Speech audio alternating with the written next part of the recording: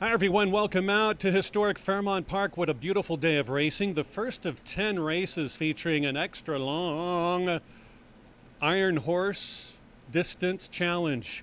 A mile and a half, race number 6. There are a couple of scratches in there. I'll go over the changes in just a couple minutes. Right now, those of you on track in Collinsville, if you are able, please rise now. Take off those caps. Please forgive the glare for the playing of our national anthem.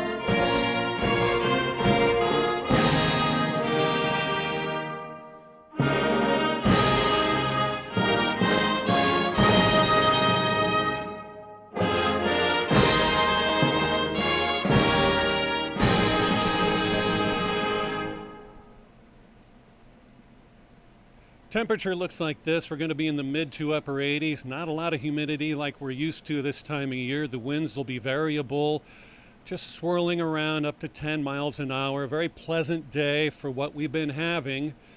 So get out, get on the apron. I want to hear you be loud through the first of 10 races. Speaking for race number 1, scratch out number 2, Holly Springs. Then we'll go on down to the 4th race. You can catch these if you miss these, and I go a little bit quick. Pardon me. In race number 4, scratch out the 2, Vasaria's Image. Then we'll go down to race number 6. It is the distance, the Iron Horse race of the day, going a mile and a half. In race number 6, scratch out the Ford Lord Wimborne. And number 7, Bright Spark. So the 4 and 7 will not participate. They are scratched from today's 6th. In the 7th race, scratch out number 6, Air Jerry. Number 8, Maya D. And number 10, Primity. 6, 8, and 10 are out of the 7th. The 9th race, scratch number 1, Misty Sunday. The 9, Golub City. And our 10th and final race, there aren't any. We're all clean. We're going to go a mile 70 with a field at 12 in race number 10, our final of the day. There is a farmer's market that's going to start up right by the grandstand entrance from 4 to 6 o'clock, more than likely during the end of our racing card, so you can do both. A little bit of local shopping and all kinds of stuff. I'll hit on that throughout the afternoon/evening time. Meanwhile, let's have some fun. Be good to your neighbors, as everyone usually is at this track, and have a great deal of fun betting a few dollars here and there. Speaking of a few dollars, let's head down to see what's going on with Peter Lurie in his neck of the woods. What's up? Well, all I can think of right now is, chocolate-covered banana chips. If anybody at the farmer's market has those, I'll take 2, please. Welcome, everybody. Yeah, it's going to be a nice day, but of course, everything is moving towards the Run for the Roses, or at least the Run for the Roses here in Collinsville. That's the St. Louis Derby that'll be coming up on Saturday. As you already know, there's a field of 8 going postward. The 6-horse Blackout Time for trainer Kenny McPeak has been installed as the 2-to-1 favorite. It was 4th in the Rebel Stakes, the Grade 2 Rebel Stakes over at Oaklawn Park, and was a good 2nd in the Breeders' Futurity over at Keeneland. Manny Esquivel will be coming into town, but there's several horses to talk about in that thing, and we'll get into it. I mean, Wesley Ward is in with 2 brand new horses. I think the horse Hedge Rialto, coming off a huge layoff from May. I think this horse makes a lot of sense. The works are saying all systems are go, and Walter Rodriguez will be riding. Plenty to talk about. It'll be a 10 race card on Saturday. Cannot wait. But as we mentioned before, first things first, we have our own 10 race card today. I'm glad to hear that it's not going to be humid. That always makes it better for the equine athlete, and also not too shabby for those of us of the human persuasion. Do want to mention after the first race, Geraldine Smith will be the groom of the week, and that comes from the Marvell Straub stables. So congratulations out to them. Jockey standings has not changed. Bendesu, Santos, Aragaran, Lara, and Stanley for the jockeys. For the trainers, Scotty Decker, Jimmy Watkins, Ralph Martinez, and then of course the boys Manley and Lynch right behind that one. So it's going to be a good day in the neighborhood. We're sitting on about 9 minutes before I'll be back. We'll have plenty to talk about. Remember, all kinds of racing today. Also a reminder, 10 race card. So you're expecting in that fifth race to be the late pick four. Not the case. Seventh race on the card. On behalf of everyone here at Excel Entertainment, we would like to welcome you to Horse Hokey Tuesday here at Fairmount Park.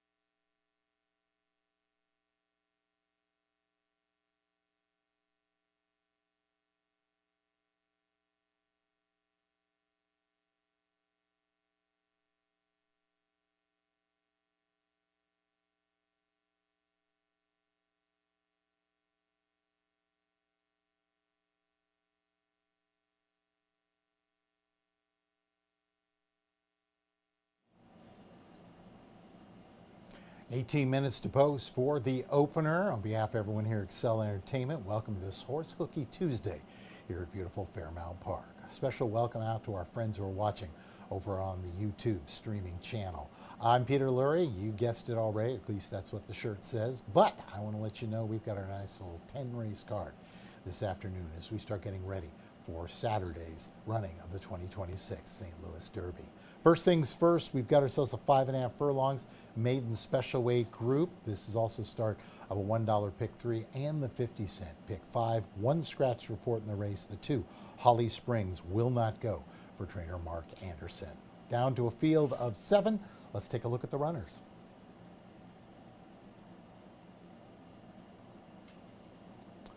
Big Old Gray coming into the picture for yours truly. That's a first-time starter by the name of Fiery Songbird. I like this horse on top. Looks like the bettors do too.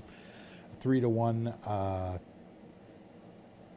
2-1 currently from that 2-1 morning line. The Charles Ritter, Scotty Becker group. They did not breed this one though. They paid $8,000 for him at the Fasig-Tipton May sale of 2024 as a yearling. And now, as you can see, the work patterns, for those of you who have your charts in front of you, not bad. 47-3 on August 4th from the gate. That's a good work. Shows up with a 38, 3 furlongs on August 21st in preparation for the race. Barn hits at about 8%. I think it's more who they're facing. I think, to me, it's kind of a 2-horse race, but I could be completely wrong, obviously.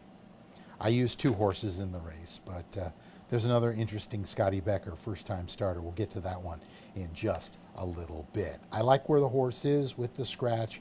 Obviously, they move a little close to the rail, but they don't inherit the rail trips, so that's a good thing.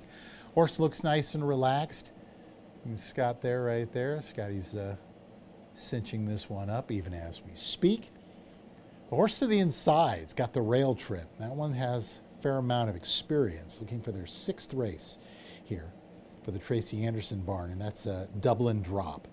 A 3-year-old daughter of Hit a Bomb. Last time out, probably the best race we'd seen, but they dropped him down to maiden 15. I should say her. She's got some speed. She's probably going to have to use it from the rail trip. She looks, I wouldn't say she's on tilt, but she's definitely feeling it right now. You can see Tracy cinching up right now, attacking this one.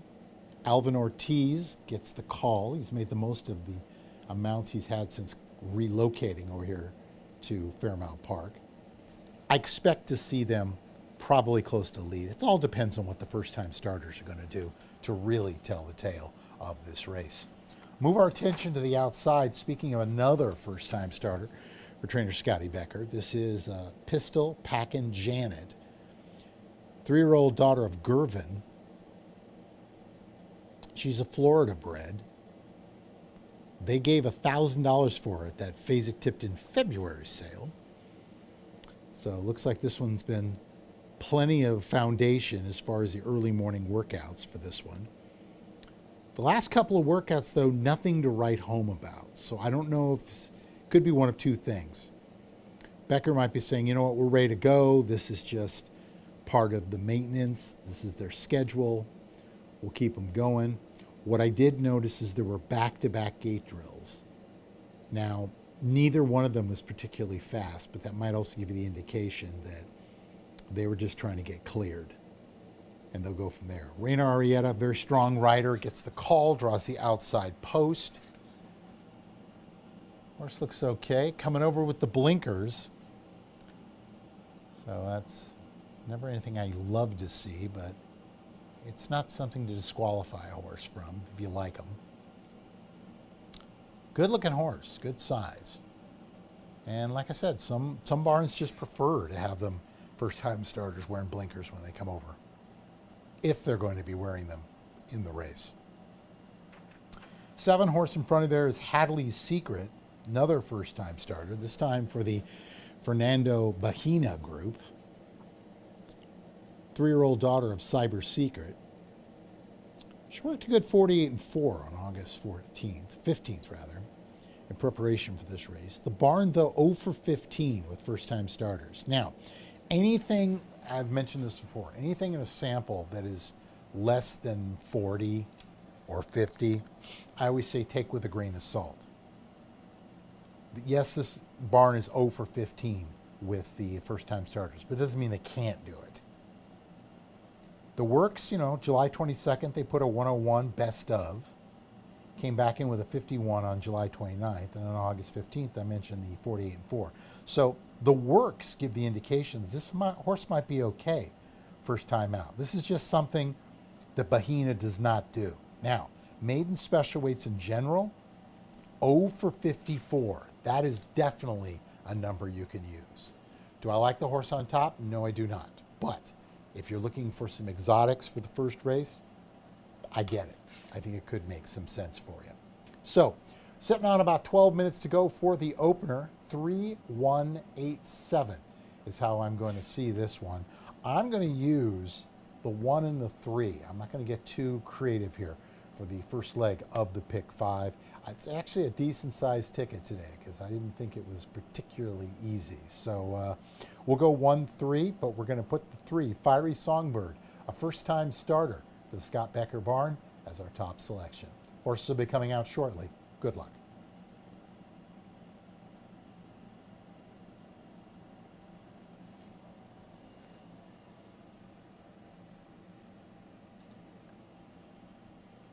Of the pick 5.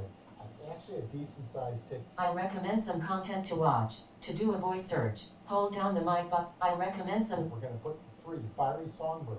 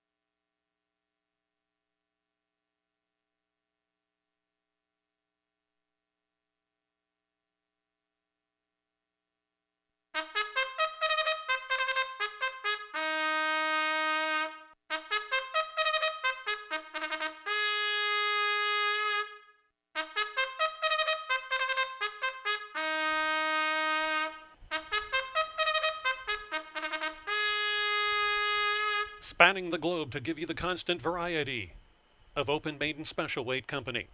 Fillies and mares 3 years of age and up. They sprint 5 1/2 furlong, scratch number 2, Holly Springs. We have an Indiana bred. We have a couple Illinois bred. We have a couple Kentucky breds. We have an Arkansas bred. We have a Floridian bred. Win, play, show wagering. Exacta, trifectas, superfectas. 50-cent pick fives. Early daily doubles as well. Track is fast. Post time is 6 minutes from now.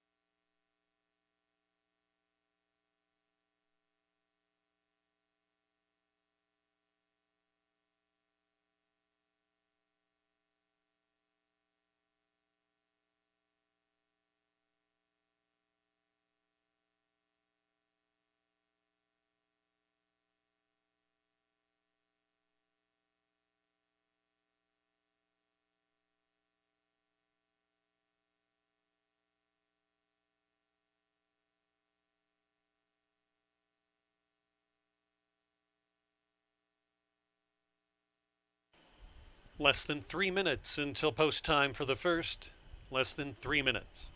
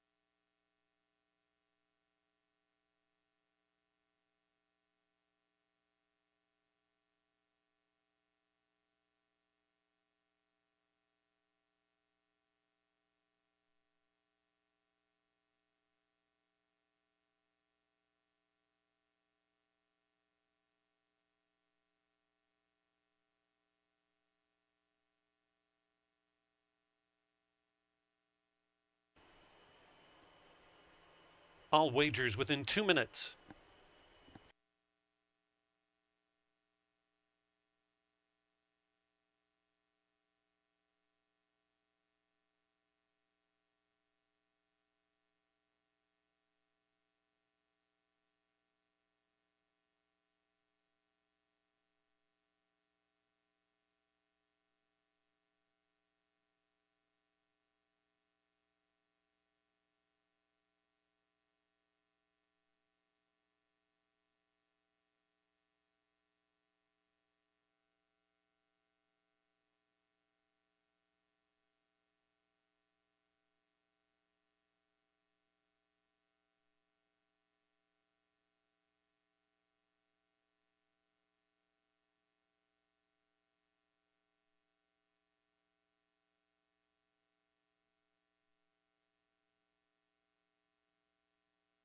Fillies are on approach to the starting gate.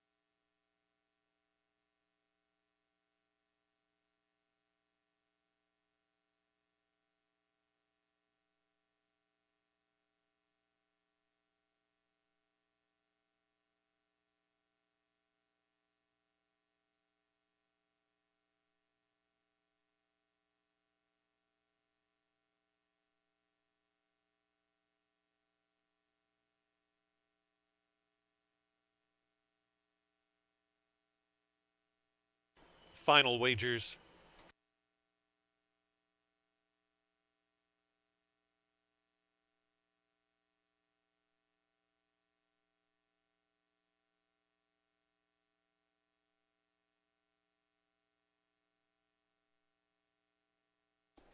Dublin Drops moves in.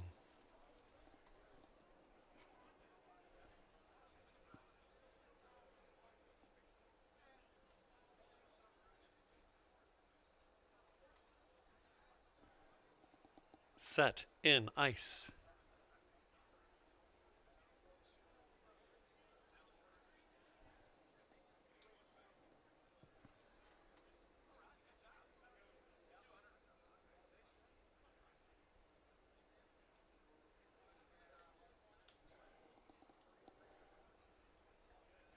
We got multiple on debut company. 3 Fiery Songbird, been just that. Sarkbo. Hadley's Secret.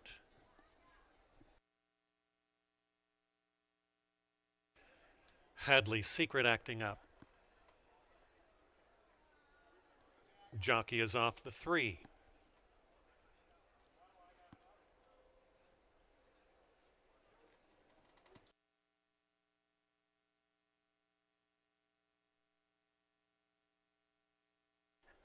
Yeah, 7 is just coming unglued inside the stall.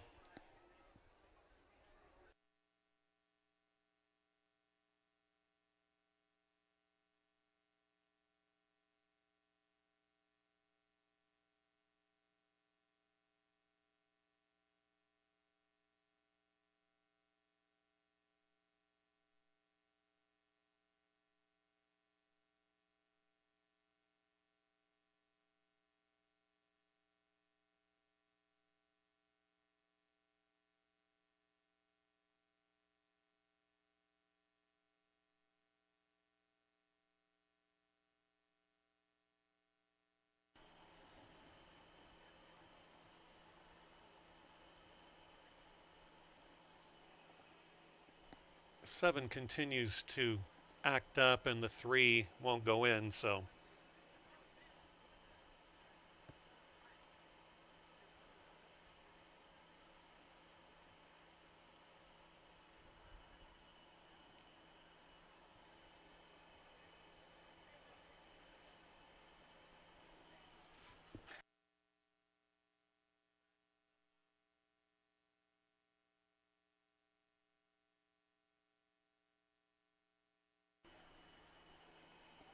assistants are trying to back out number 7, Hadley's Secret.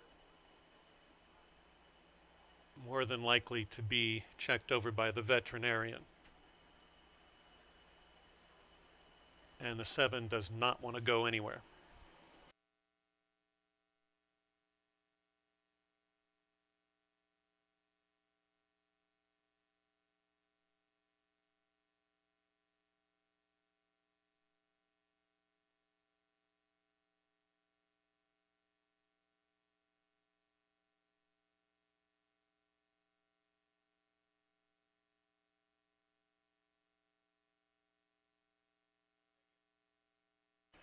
Ladies and gentlemen, by order of the steward, scratch out number 7, Hadley's Secret, from the opening race. Number 7 acting up inside the gate.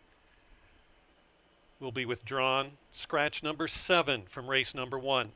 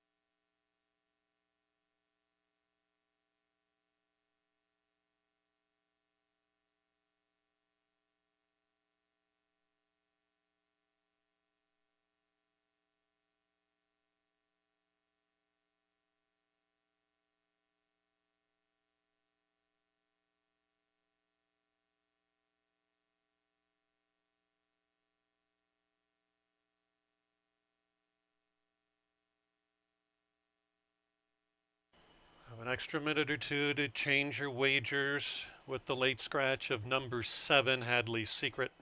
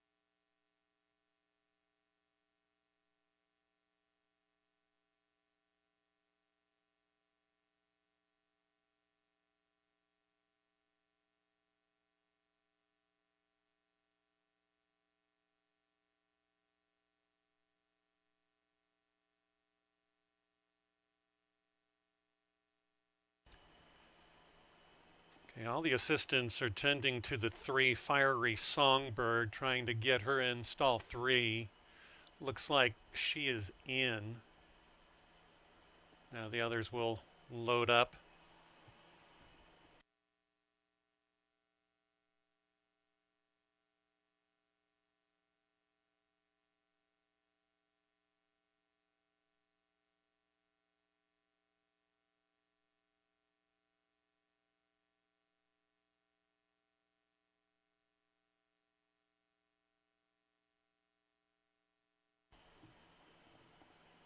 Real sad news in country music just a few minutes ago that was just announced.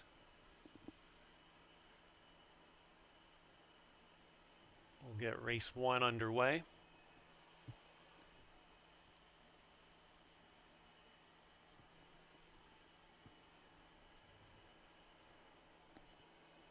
Dublin drops us in. Fiery Songbird set in ice.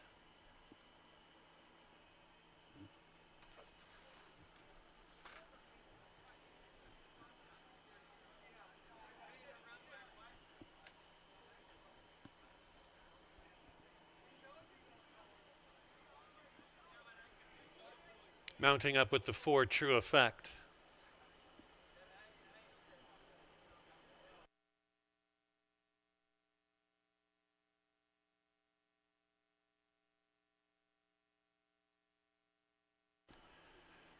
I think since these are 3 and 4-year-old fillies in this group. We'll put a name attached to this, and well earned. And the racing in the Dolly Parton Memorial here in race 1. In the inside, Dublin drops to show the way with True Effect up in second. Moving in third is Fiery Songbird, fourth and wider to Pistol Pack and Janet. Couple of lengths back to Set in Ice. And the trailer down the backstretch there is Sarkbo, having to make up at least double digits. Around the turn they go in the opener. It's Dublin Drops. Gaining ground is True Effect to take over these two pretty much in a firing line by themselves. True Effect by a head. Dublin Drops in second. A very rank sort. On the far outside, Pistol Pack and Janet takes over third, about to move into the runner-up spot. And here comes Fiery Songbird, who's rolling a furious rush past the 330-yard mark. True Effect has the lead and is straight as a string. True Effect out by 3. Dublin Drops recaptures second briefly from Fiery Songbird, flattening out Pistol Pack and Janet. It's True Effect at 9-1 to win the opener. Dublin Drops second. It was Fiery Songbird and then Pistol Pack and Janet.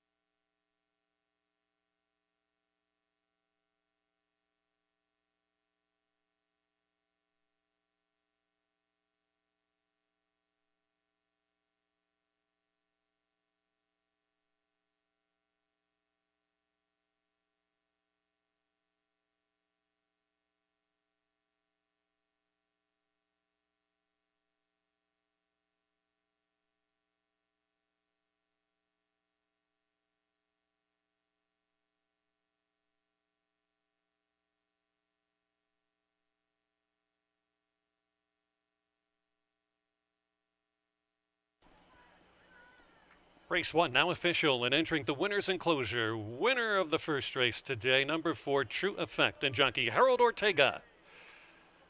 Owned by Hannah Schlenk, trained by Jada Schlenk. True Effect is a 4-year-old gray daughter of Veronicus out of the Giants Causeway mare. Desired Effect, bred on the bluegrass of Kentucky by Brownwood Farm. Off odds 9-1, paid $20.40, $6 and $3.20. Opening superfecta, $6.33. The exacta, $19.60.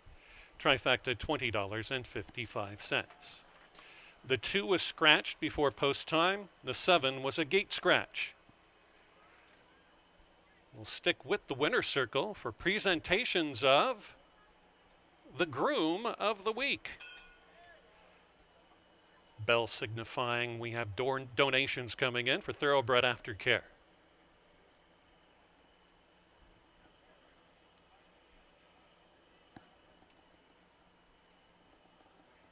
Into the winner's circle, Groom of the Week presentation, Megan Brown. This goes to Groom of the Week, Geraldine Smith from the Marvel Straw Barn. Thank you so much for all you do and all the grooms on the backstretch. Groom of the Week, Ms. Smith. Second race coming up. There are no changes to the program. Field of 9 to sprint, 3/4 of a mile, $4,000 claimers, non-winners of 2 races in 2026.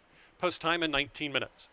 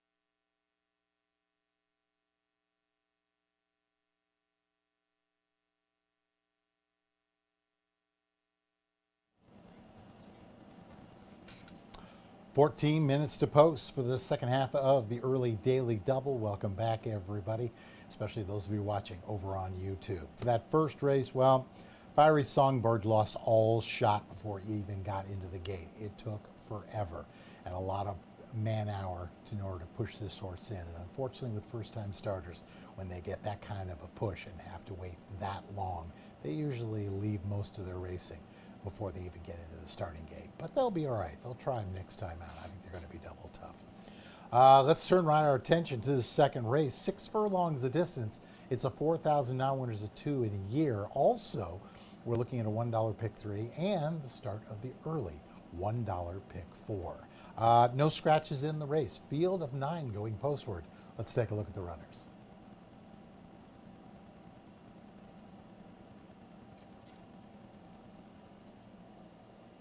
See if we can add to this, get ourselves back up on the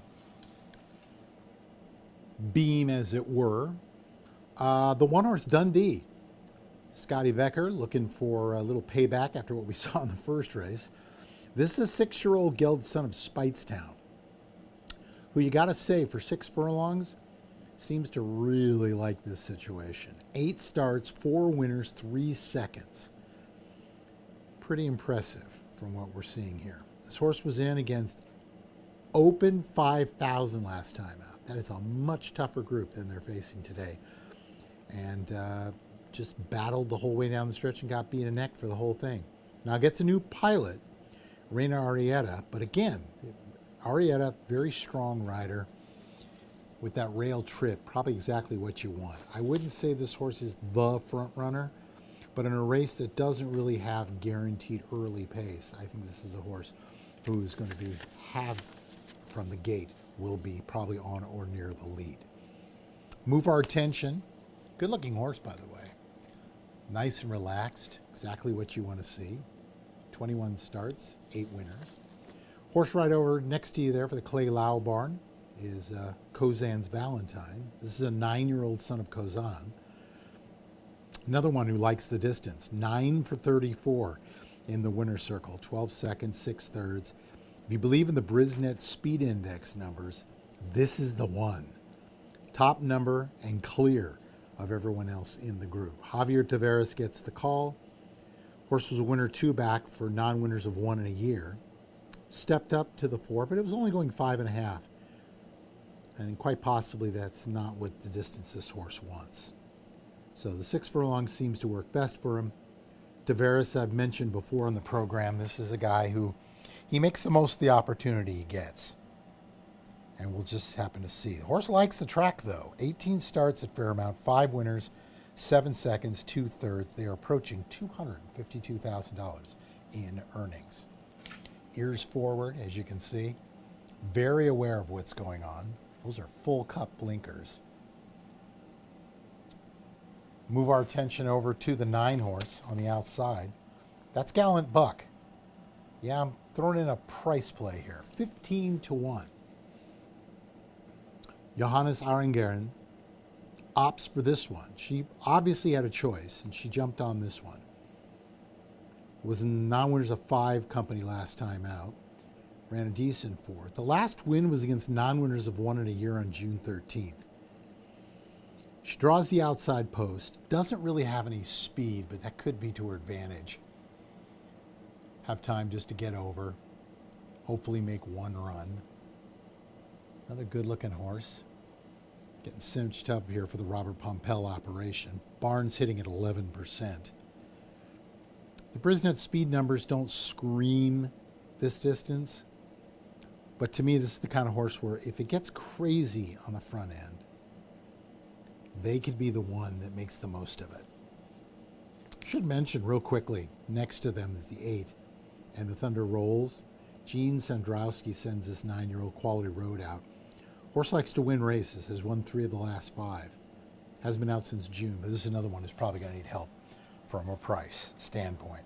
Move our attention over to the 3, Sponge Bath. 7 to 5 on the morning line. 9 to 5 currently. There is the aforementioned 5-year-old son of San Diego Derby winner Golden Sense. One last time out under Frankie Reyes. Reyes stays aboard for Eduardo Rodriguez, who's off to a really good start since relocating over to Fairmount Park. It's kind of all in to make it. This horse opened up and wouldn't be surprised going 1.16 miles on the grass. Now, here is where you got to get interesting. The last time this horse ran in a 6 furlongs race was January of this year. That was at Fairgrounds. They were claimed that day off of Wayne Catalano. Well meant by the public. Broke pretty much towards the back of the pack.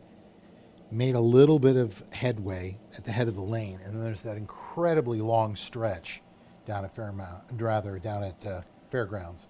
And unfortunately just were not able to sustain a winning drive. So It's one of those kind of things with this horse that I think another one that's going to need a little help up front. I don't know if 6 furlongs would be the preferred distance for this one. But first time back at a new track, so we'll have to see how that plays out. Never been to this track, so remember, first times could go really well, may not. We'll just have to see. So 1593 is how I see this one to kick off the $1 pick 3 and the 50-cent pick, rather the $1 pick 4. Good luck, everybody. 8 minutes to post. Race number 2. Give me the 1. Dundee. 4-1. Good price. Good luck.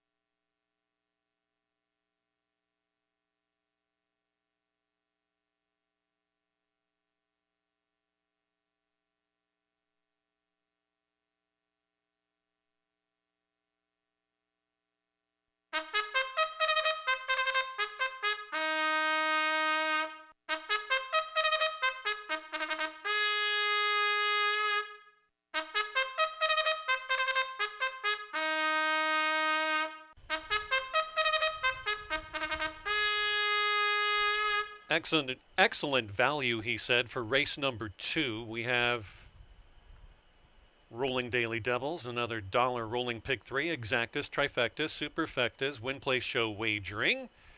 You have the early dollar pick 4. No changes to the program for this $4,000 claiming race. Non-winners of 2 in 2026. Post time to sprint 6 furlongs is in 6 minutes.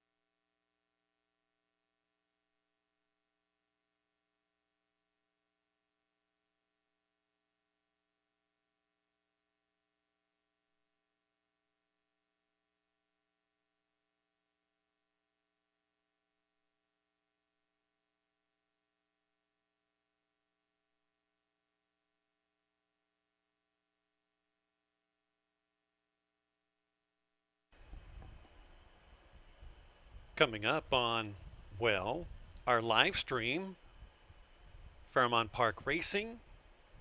Hit the live icon.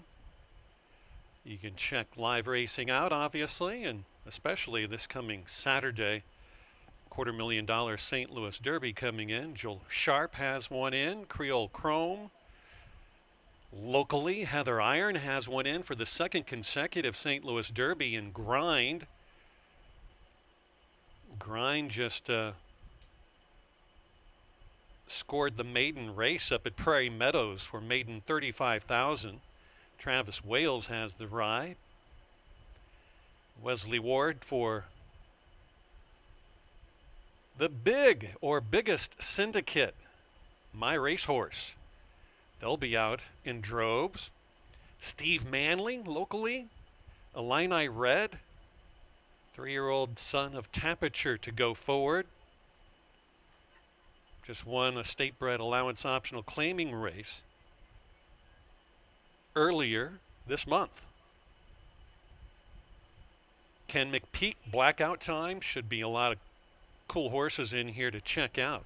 So hope you can make it here. It goes off as the 10th and final race, the St. Louis Derby, coming up Saturday at 1:30.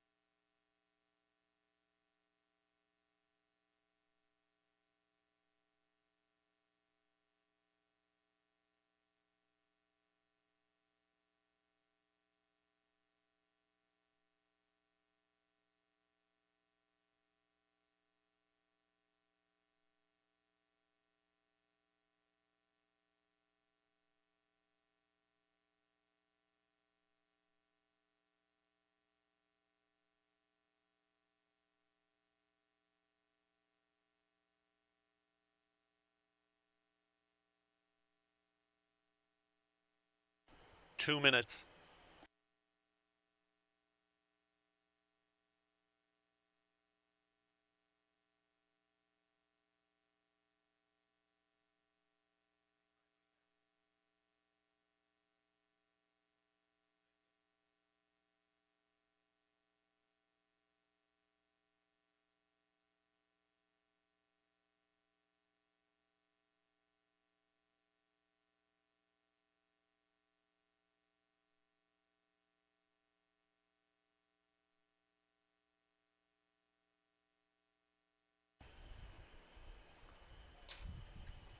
I have seen it pass by on the bottom of the screen crawl. An updated scratch coming up in race number 5 later on.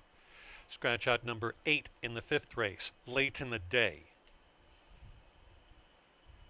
5th race, number 8, late in the day, has been scratched.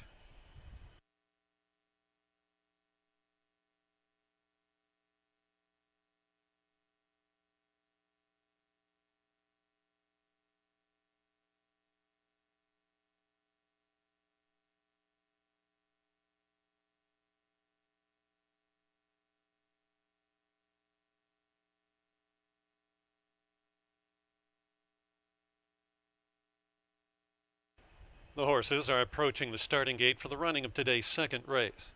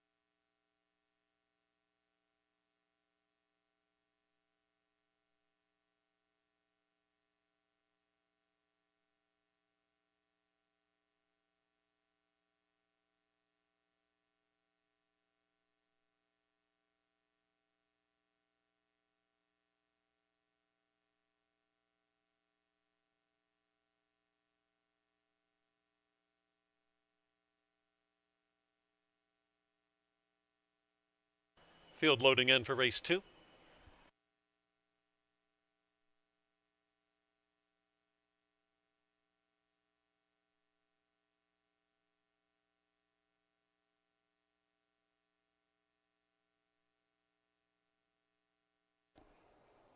Real good double-digit prices on the board.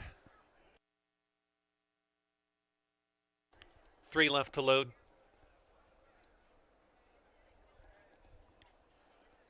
Dylan Rocks. Waiting on Gallant Buck at 12-1. They're in the gate. Flag is up. And they're off. A bit of a hop at the start, right in the center for Kozan's Valentine. Gallant Buck gets out swimmingly with Dundee underneath with the gray on top, Sponge Bath. These two out together. Back in third comes Dylan Rocks, flanked on the outer by Kozan's Valentine, who puts a head up into third. Back in fifth and sixth, running as a team is Joyful Ghost and Cool Memory together. And then back we have Gallant Buck has beaten one, and that's Santino's Fantasy. About 9 lengths would separate. They went very quick for this $4,000 group, and it's Dundee trying to fend off Sponge Bath as your favorite. These two pretty much deadlocked. It's Dylan Rocks under the whip in third. Fourth bowing out is Kozan's Valentine. Come from behinders finish. Cool Memory on the far outside, looping up, trying to split his Joyful Ghost. But on the front, it's Dundee. Dundee out by 4. Dylan Rocks is off the fence, trying to muster up a good challenge late is Joyful Ghost, but there's no catching Dundee. Dundee 7-5, like a good thing, gonna win by over 4.5. Good second for Cool Memory. Then it was Joyful Ghost, and a really good fourth for Kozan's Valentine.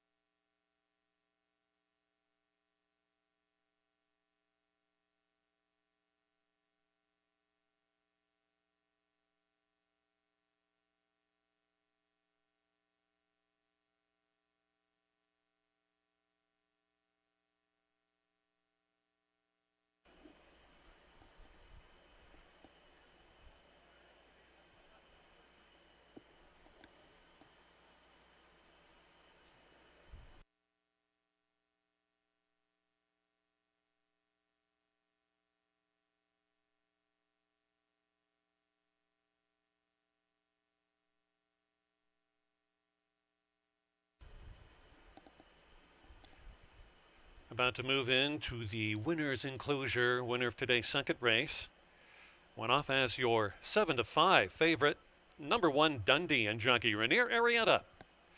Co-owned by Charles Ritter and Scott Becker, trained by Scott Becker, 6-year-old gelded son of Speightstown out of the distorted humor mare Humorous Miss, Kentucky bred by Tom Keenan and Speightstown Syndicate. That's Doctor Tom Keenan to you and me. The winning time, 1:10 and 3/5 of a second. All 9 ran in today's second race. The exact at $34.80, trifecta 176.40.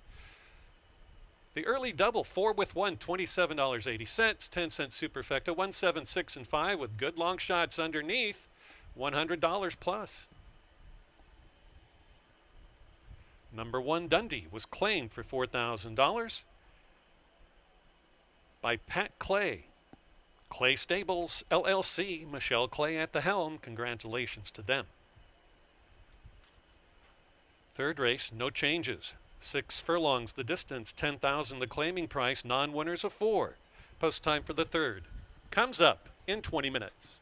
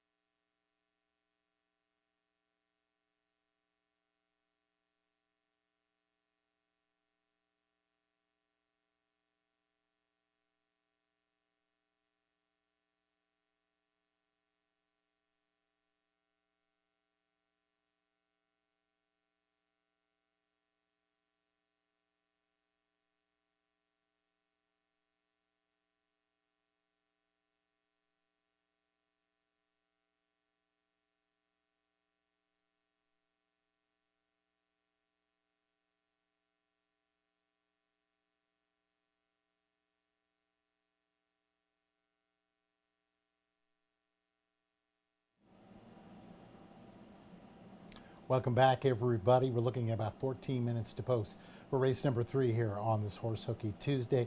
As Keith Nelson had mentioned briefly, sad news in the world of music as the great legend Dolly Parton has passed away this afternoon. So all of our thoughts and well wishes going out to her family and all of her fans.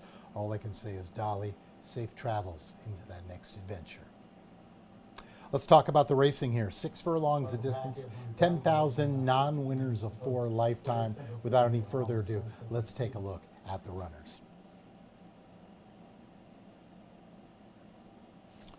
As far as the field is concerned, I'm basically looking at the 8 horse, and that will be Speed, hopefully, on the outside. A 7-2 of Warrior of Gold. Jimmy Watkins sending this one out, a 4-year-old Dialed In. He acquired this horse back in October of last year and broke the maiden for 4,000 before moving on. The horse has done quite well for his barn, including what I thought was a very tough beat last time out against non-winners of 4, just very similar to what we're doing today. Johannes Aragaren has been aboard 3 times on this horse in the last 4 starts, a winner in 2 seconds. Last time out was kind of a bummer because stumbled and then got bumped at the start. So this horse kind of lost all chance and still came a nose shy of getting the whole thing done. So I think with any kind of a clean trip, this horse could be the one to beat. Right now you're getting a very fair price at 4-1. You can see right now being hosed down. It's not blazingly hot, but I really tip of the cap to everyone over at Excel Entertainment in Fairmount Park for making sure that our equine athletes are nice and cool and comfortable. Very, very important. This horse looks good. Not so sure liked getting wet after that started flipping that tail, but doesn't seem to be acting up very much. The 3 horses Red Speedo. Speedo's the favorite and should be favorite for Harry Lynch. Last time out ran a very game second in a field of 10 for an optional 10,000 non-winners one other than allowance. Has the right to improve. Off 11-length win against non-winners of 3. So most people are thinking this is the horse she got to beat, and I would have to agree. This one's got speed also. I just think the outside Warrior of Gold gets the advantage of being on their outside flank. Whether or not it's good enough for them to win, I guess we'll have to find out. Red Speedo has speed, doesn't have to have the lead, but I think their best racing is done when they do. 3-year-old son of Game Winner has had 5 tries to the distance. First, a second, and a third. 3 winners of their 3 lifetime starts, all right here at Fairmount Park, and gets the high-flying Victor Lara. Move our attention back to the outside. Governor Hank. I always love this horse. Such a fun horse to watch. This is a Governor Charlie. Steve Manley sending out. Manley having a great year. He's hitting at 22%. For longtime owners, Terry Lovinger and John Maroney. Tip of the cap to both those guys. They give a lot to racing. Lovinger, the breeder, at his Love Acres facility in California. This one is 4 for 6 in the money here at the distance, 2 of which were in the winner's circle. Both those wins came right here at Fairmount Park, including that last one on June 16th against non-winners of 3. Alexander Bendesu stays aboard. Hadn't run since June 16th, but came in with 2, or I should say 4, give that 5 strong works in preparation for this race. Don't know why. Maybe they just couldn't find the right race, but they showed up with a bullet 37 best of on August 24th in preparation for this particular race. Horse is not the speed by any stance, but I think will be very, very close. And again, just like Warrior of Gold, that outside post can be beneficial for this horse getting the money. Good luck to them. The 1 horse is Larry the Poet. 30-1 on the line. There was no way this horse was going to be 30-1. With the exception of that last race where they bore out on the turn. Show me something against these type of horses that was not good. A winner in 3 seconds. 2 of the 3 seconds right there at the wire. Yeah, I didn't get the 30-1. But 6-year-old Gelded Son of Violence The mare sire's point given, so it tells you it's probably an older mare, Octavia. 3 for 13 in the winner's circle, the distance, 4 seconds and a third. Looking to $80,000 in overall earnings. If they even hit the board, they will eclipse that. Still waiting to get the cinch up, as it were. I think the horse makes a lot of sense in the race. This is a race that am I now no longer alive? Pick 5 ticket. Yeah, we lost the first race, remember? Horse freaked out. Yeah. I went 4 deep in the race, so I used every single one of them. 1, 3, 8, and 9. But we're going to put the 8. We're going to put Warrior of Gold for Jimmy Watkins and see if he can get this one done in race number 3. Horse is getting close to the gate, or actually coming out on the track. Good luck.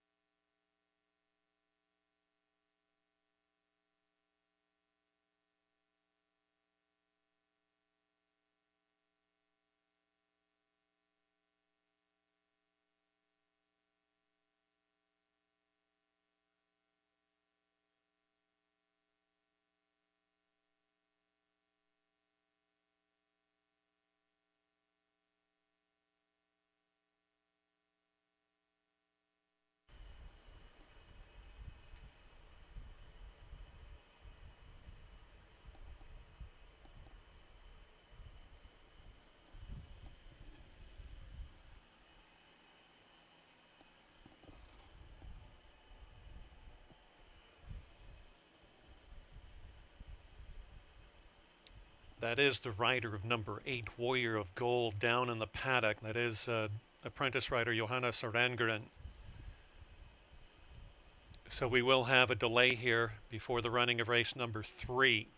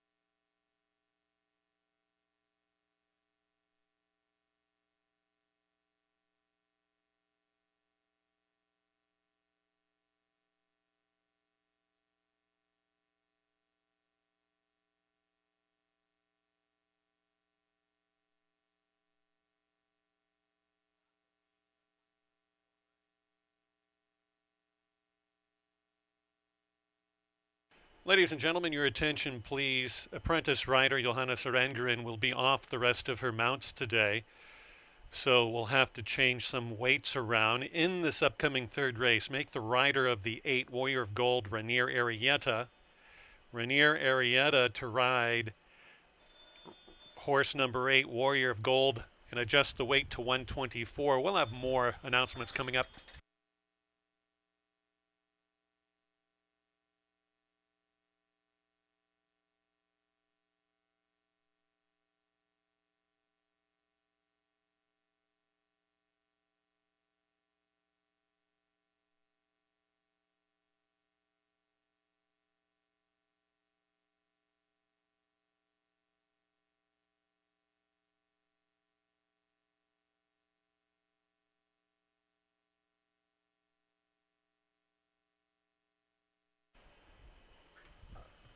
again on the 8-horse coming up here in the third race. Make the rider Rainier Arietta correct the weight to 124. We will have other rider changes for Johannes Arangaren, who appears to be not threatened at all. You saw her being loaded onto the stretcher, but we will have substitute riders for her. So get ready for those announcements coming up after the running of this third race. Again, Arietta at 124 on the 8-horse Warrior Gold in the third.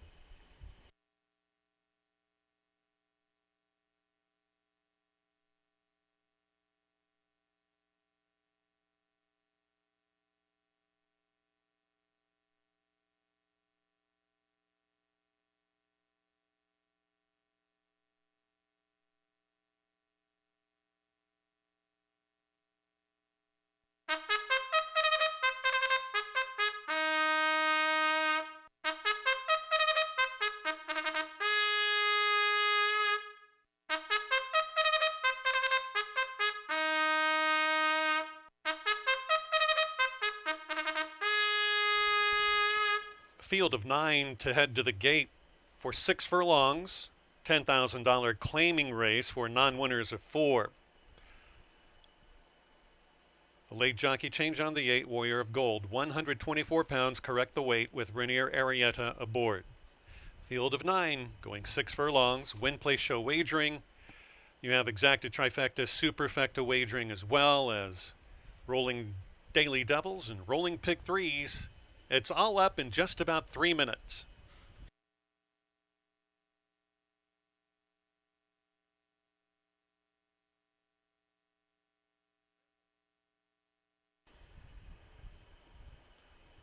Stewart said you have 4 minutes. 4 minutes until the third race.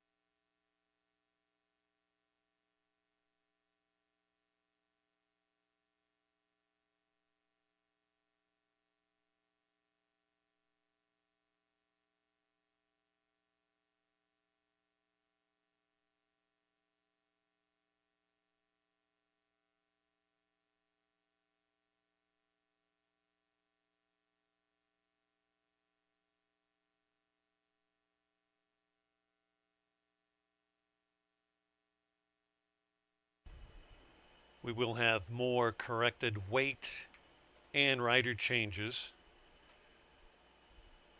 for just a couple of mounts for Johanna Sarangren, who's off the rest of hers today.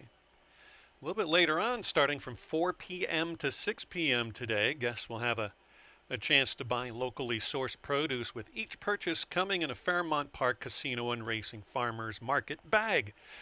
The market will benefit Operation Food Source. That's Operation Food Search. So they'll be here from 4 to 6. They'll farmers market out at the entrance of the grandstand area as you enter the facilities. Just about 1 minute until our third race. 1 minute.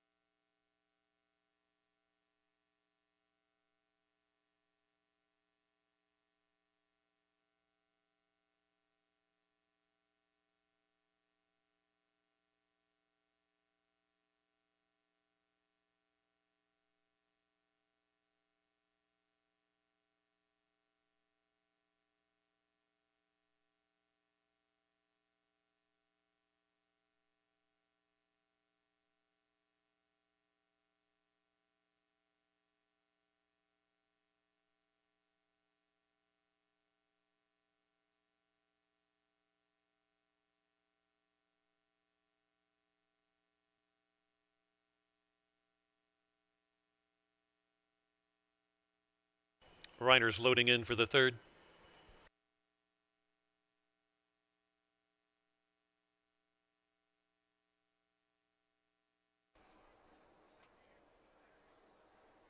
I'll have a couple more rider changes and corrected weights after this race.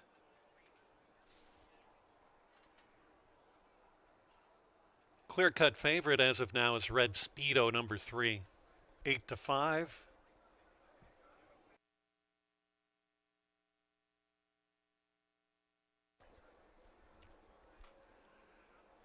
Two more on the outside, Warrior of Gold and Governor Hank.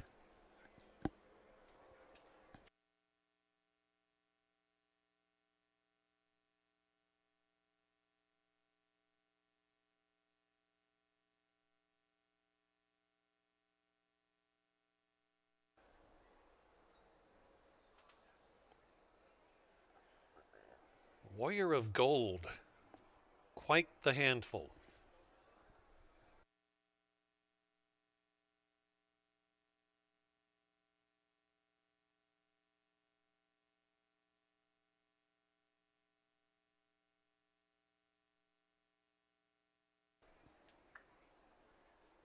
Hope you can join us this coming Saturday for the $250,000 St. Louis Derby.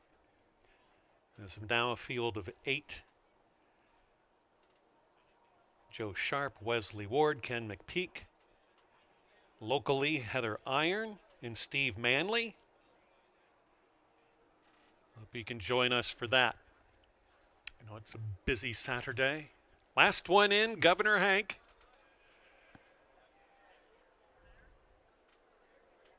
In the stalls, flag is up. Not quite yet in, Governor Hank backs out.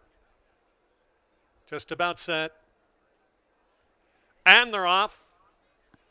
Real good start for the outside trio. Chi-Town Prince, Warrior of Gold, and Governor Hank out in a firing line that has that favorite involved. Red Speedo's going to find himself in a joint second with Warrior of Gold. Nosing on through is Mr. Sweets. On the inside is El Peligro, not able to flash that early turn a hoof, is back 6th.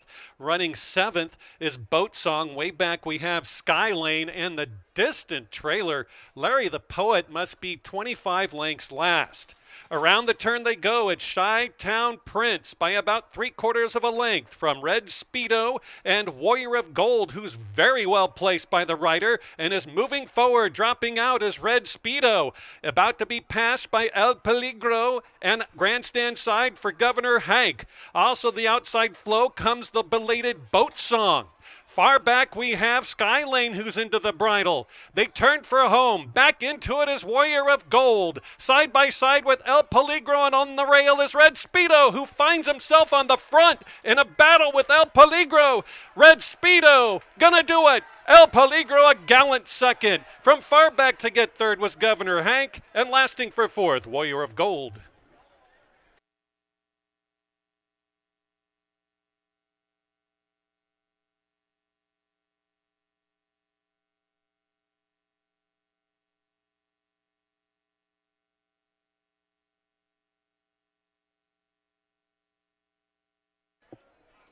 Photo finish, 3:2:98, unofficial.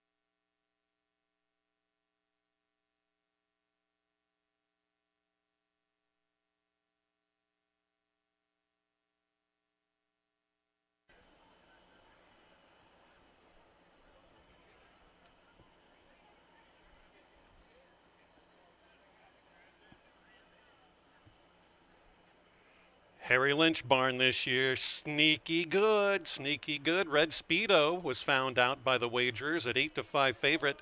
Red Speedo's in the winner's circle with Mr. Victor Lara, apprentice rider in the saddle, owned by Mick Latham, trained by Harry Lynch, bred in Kentucky by Stone Riggs Farm. 3-year-old chestnut gelded son, a game winner out of the Majestic Perfection mare Perfect Reflection.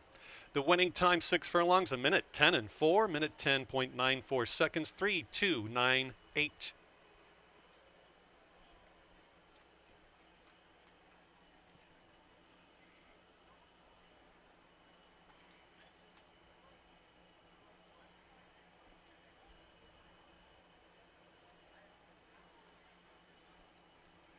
Race 3 now official. Ringing of the bell.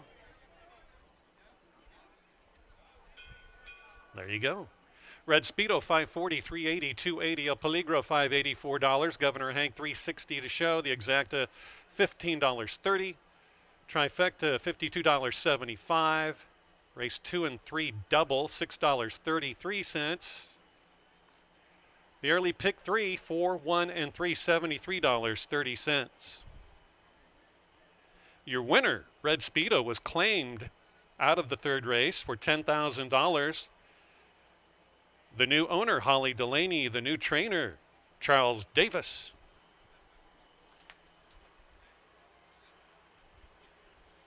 I do have one jockey change in the 9th race involving the downed rider Johannes Arangarin. In the 9th race, number 6, Take the Silver, make the rider Alex Bendezu on the 6 in the 9th race. Correct the weight to 124. Bendezu to ride number 6.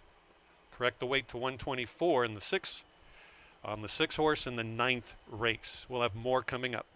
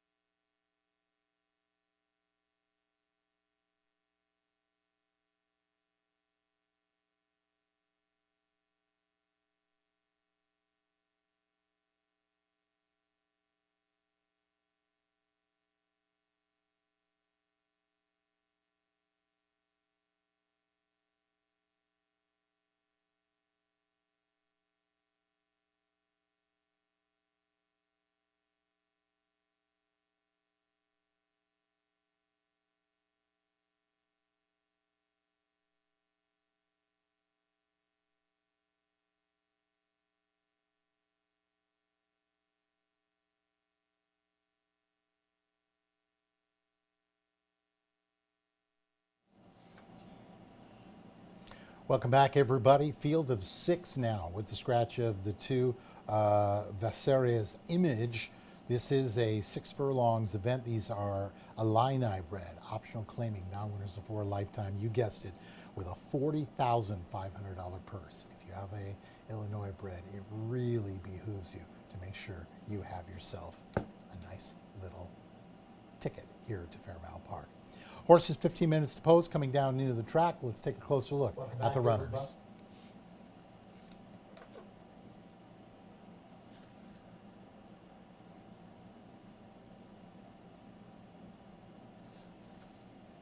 Five horse in front of you there is Buttons and Lace.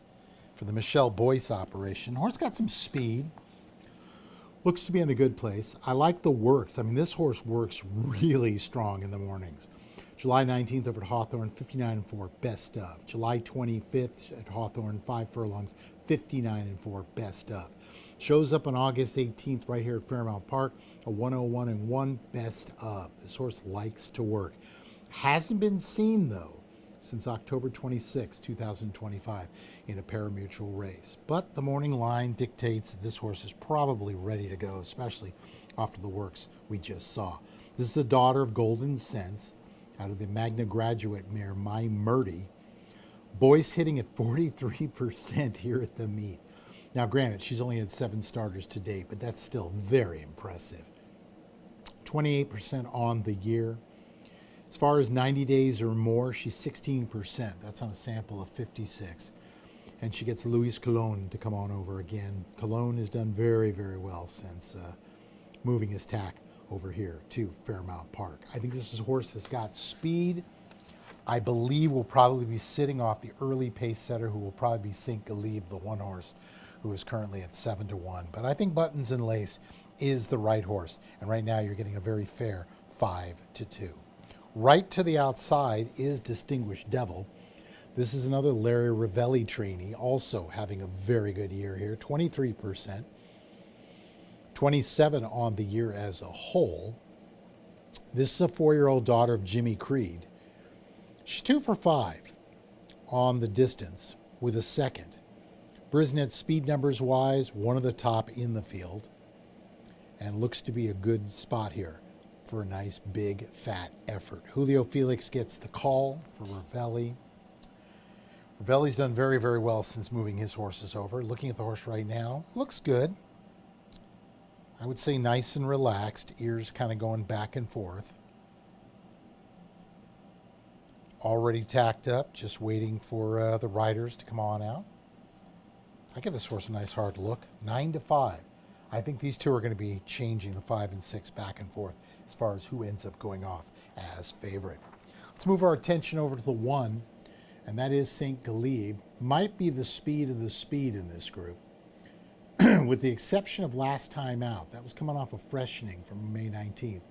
That July 21st race, this horse got pinballed at the start of the race and lost all chance.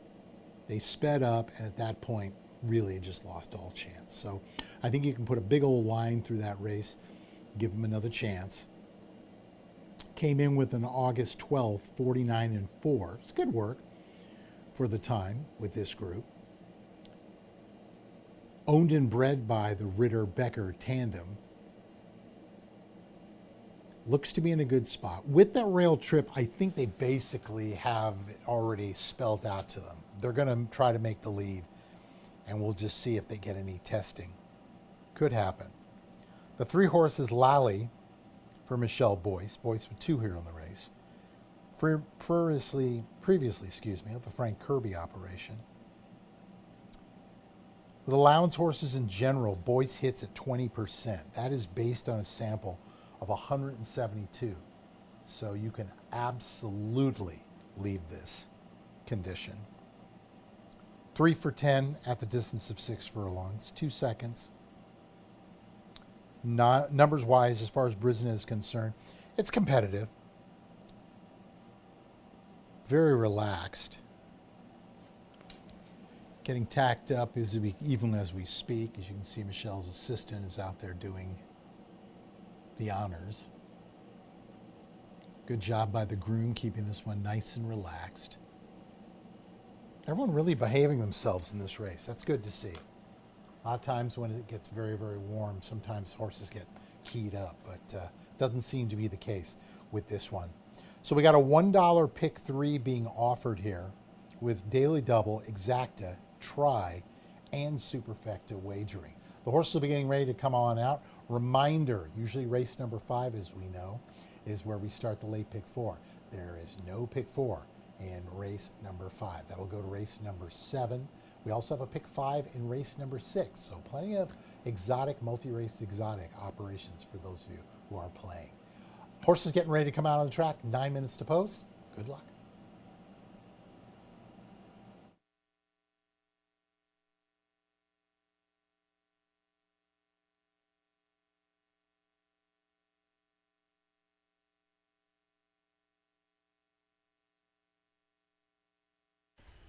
Here are the rest of your jockey changes for the rest of the day. In the 7th race, you'll see them pop up on the bottom of your screen if you get lost here. 7th race, number 3, Thirsty Natalie. Correct the weight to 124 pounds. Make the rider, Luis Colon. Luis Colon on the 3, Thirsty Natalie in the 7th. Correct the weight to 124. In the 8th race, number 1, Keo Sister. Number 1, Luis Colon, the rider. Correct the weight to 126. I gave you the 9th race. On the 6th, Take the Silver. Correct the weight to 124. Make the rider of the 6th take the silver in the 9th race, Alex Bendezu. In the 10th and final race, the 8, Carayel. Brody Martinez to ride. The weight remains the same. Brody Martinez on the 8, Carayel in the 10th and last.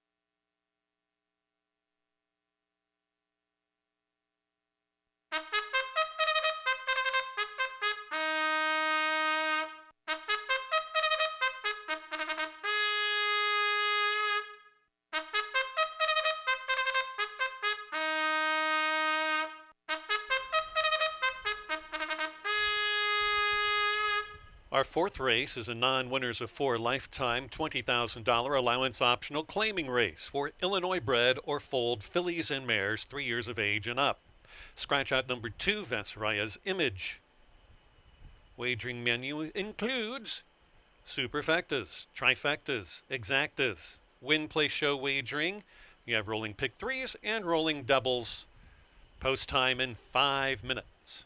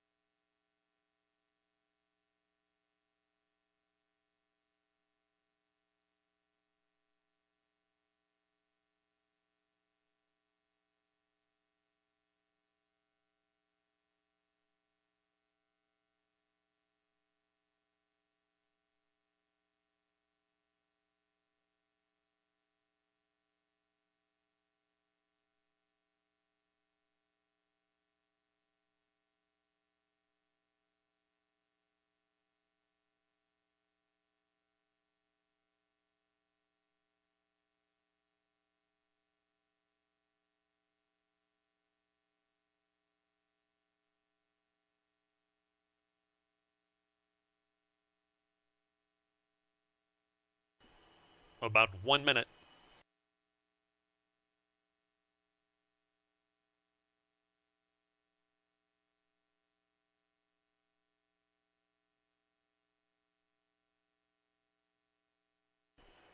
Field of 6 headed towards the starting gate for the running of today's 4th.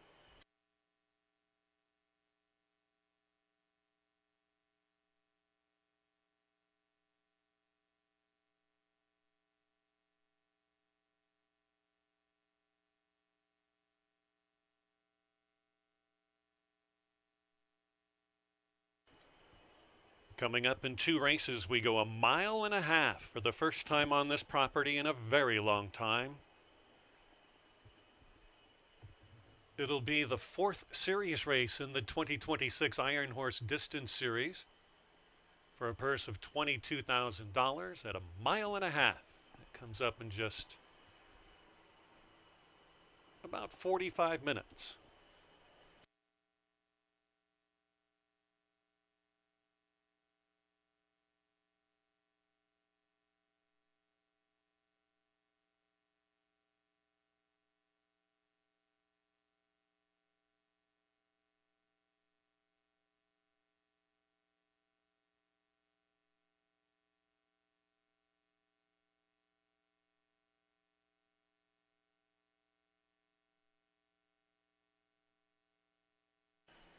Field loading up now. St. Galeb on the board, 9-2.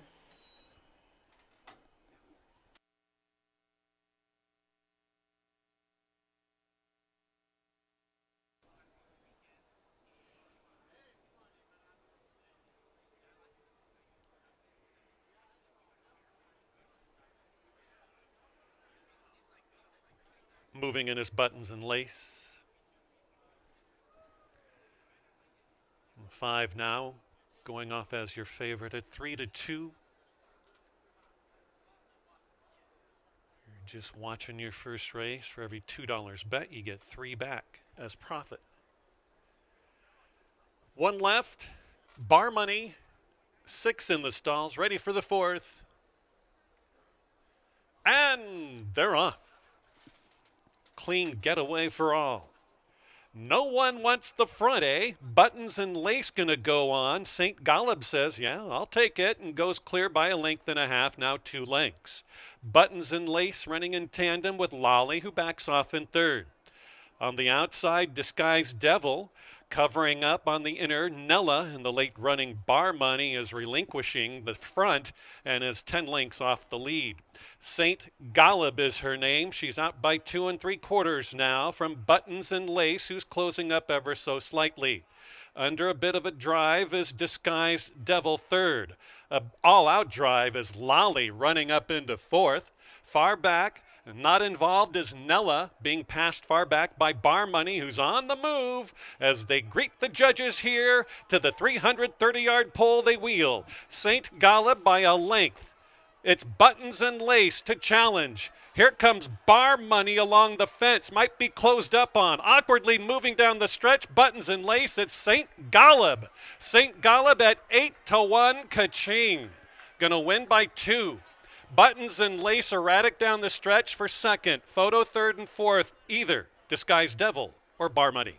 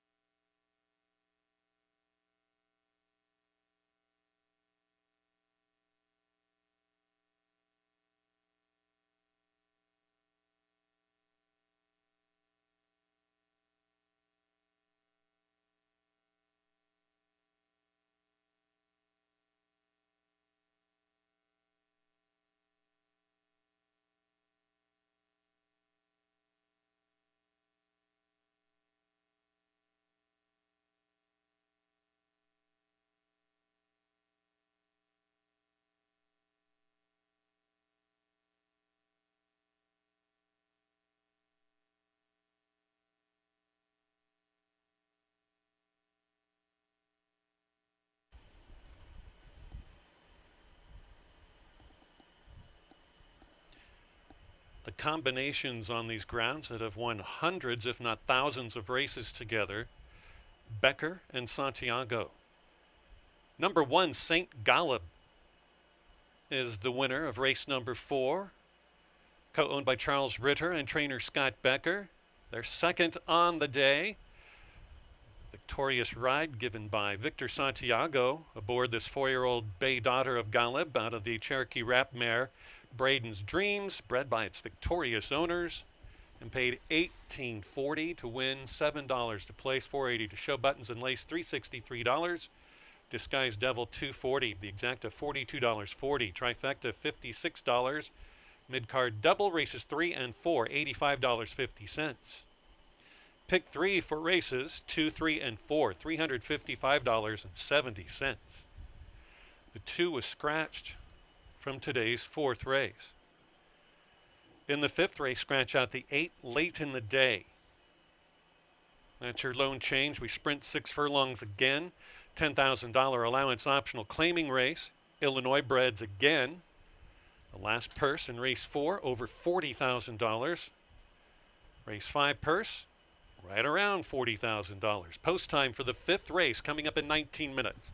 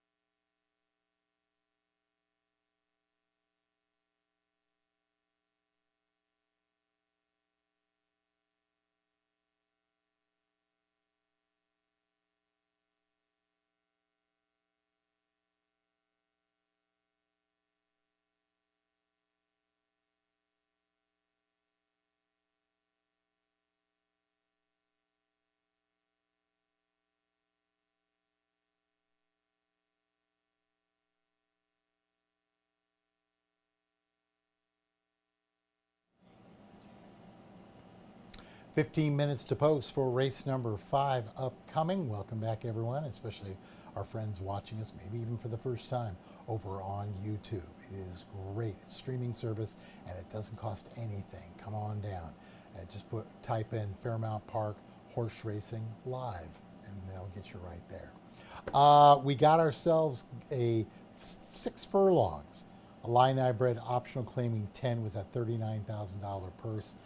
Looks to be in a good spot. As I mentioned, not going to be using the late pick 4 until the 7th race. So we are actually playing midway pick 3. So it'll be an interesting way to look at this race. By the way, the 8 horse is scratched. So if you're looking at my selections, the 8 horse is scratched. So disregard would be a good way to put there. Let's get right down to it. Horses are down in the paddock.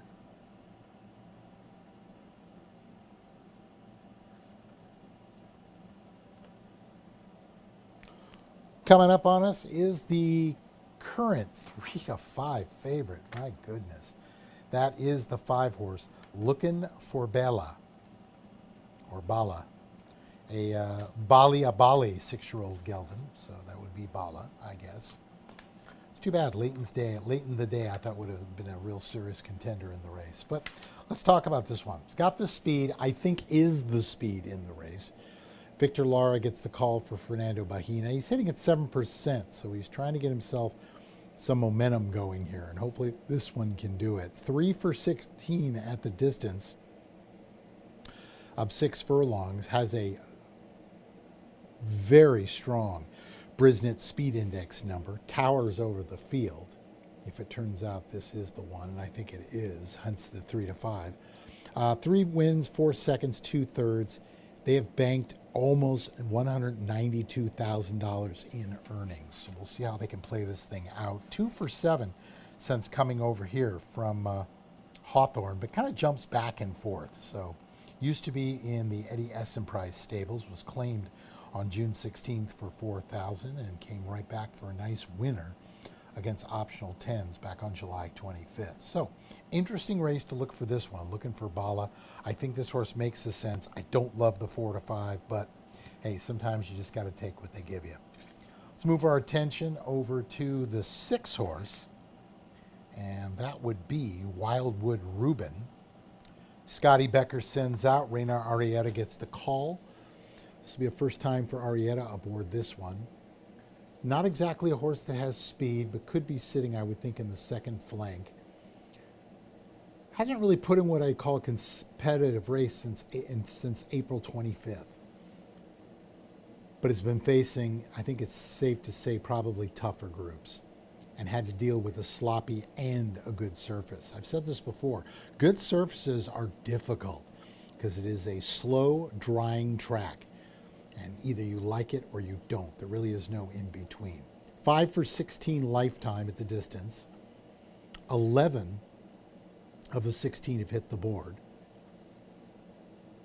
A Galib and a Speightstown mare, Canatella, tells you this horse is absolutely bred top and bottom for this distance.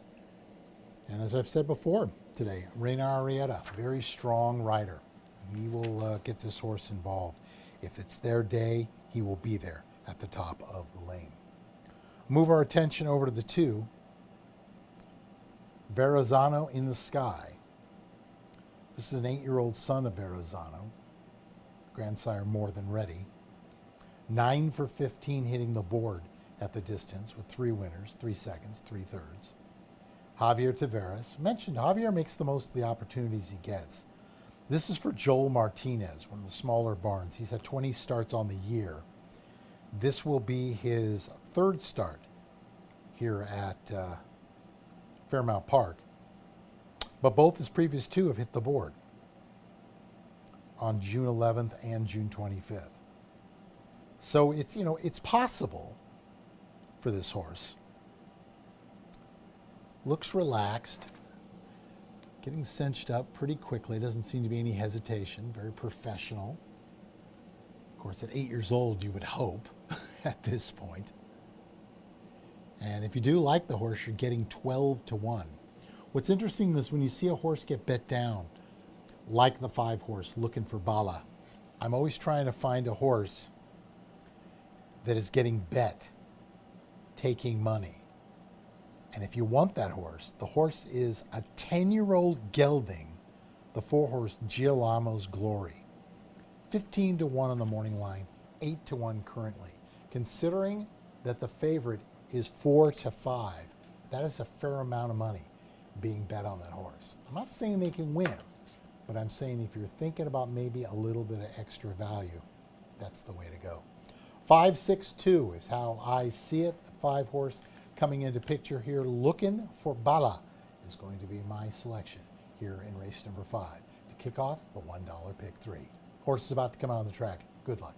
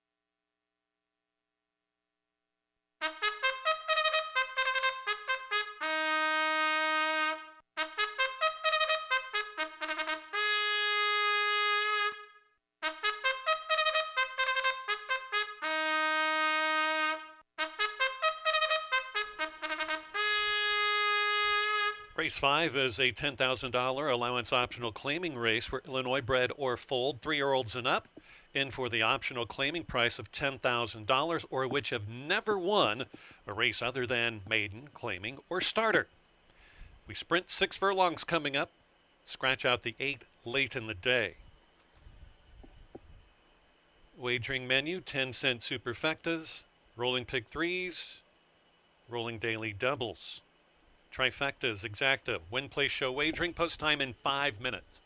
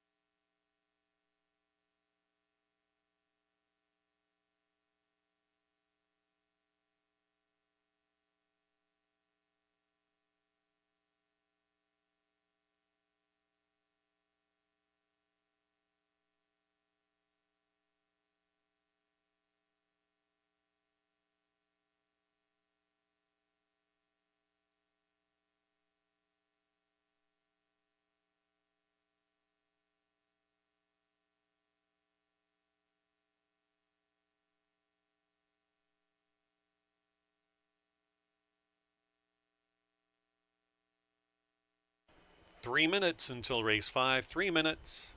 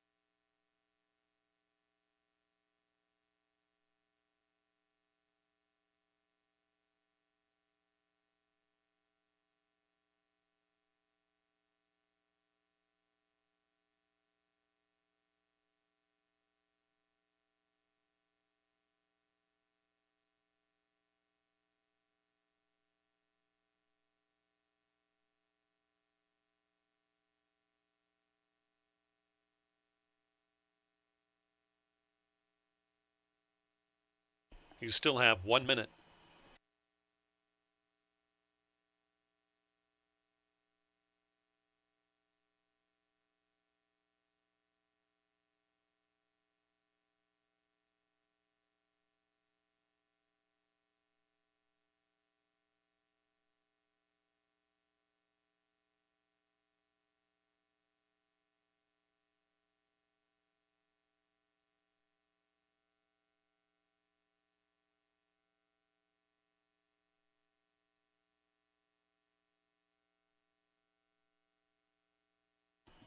The horses are approaching the starting gate.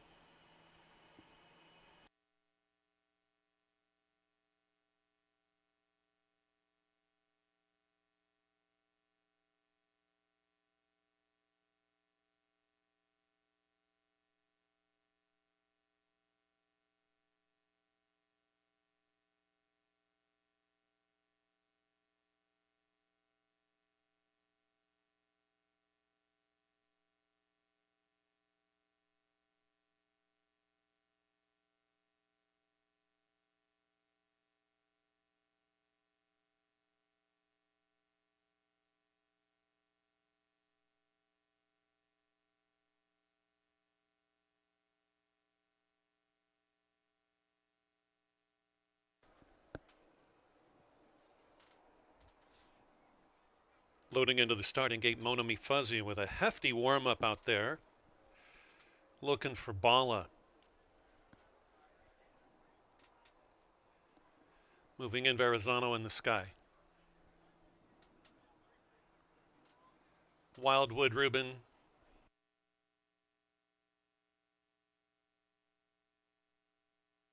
Rhodium's Pride.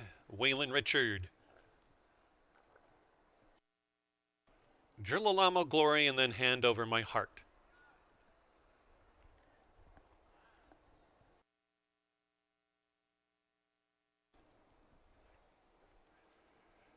They're in the gate. Flag is up. And they're off. Clean beginning. Girolamo Glory got the jump on the field, but that's not where he wants to be. On the front end is Looking for Bala to poke on through and put a half a length on Hand Over My Heart, position on the outside second. Quarter horse down the back stretch is Rhodium's Pride, ridden for everything, and is about to be passed on the outside by Wildwood Reuben, who now joins the front-running trio. Well back to a receding Girolamo Glory, who drops about 8 lengths towards the rear. Verrazano in the sky is picking him up late, and so are Mona Me Fuzzy and Waylon Richard so far back now. But on the speed, it's all Looking for Bala. On the board, bet down odds on, and is running away by 3. Hand Over My Heart, all in second. A very awkward moving Wildwood Reuben. Girolamo Glory has run 2 races to their one, and is starting to move down the crown. Inside moving is Rhodium's Pride, but not particularly a threat. They're head down the straightaway with 2:20 to go. It's Hand Over My Heart. Hand Over My Heart has the lead in front of Looking for Bala. Looking for Bala, too good. Hand Over My Heart, a very good second. Wildwood Reuben was third, and Girolamo Glory picked up fourth.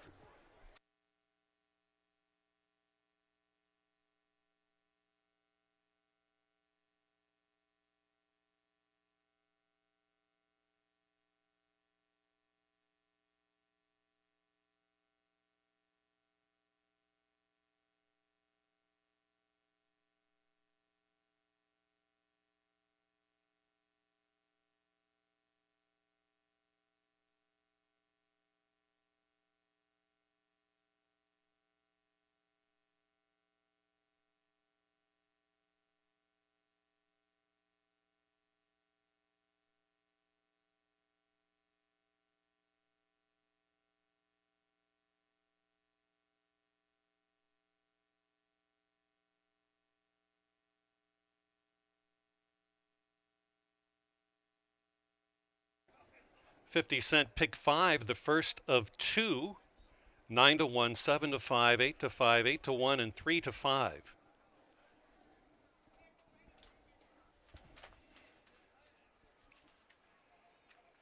Coming up, another pick 5 starts up with the 6th race. That's the 1.5 mile Iron Horse Distance Series, Part 4. $22,000 the purse coming up. That is the next race to kick off another pick 5.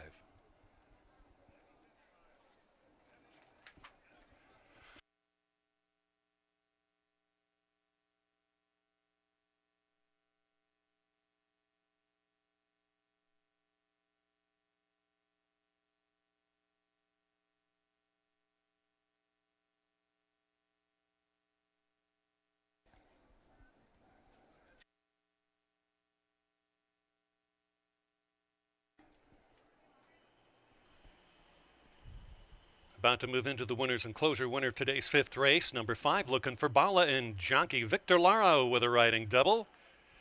Owned by Valerie Leonos, trained by Fernando Bahena, 6-year-old gelded son of Balabali. Out of the Shanico mare, Look Who's Here, bred in Illinois by Ben Barnow and Shelley Essen-Price.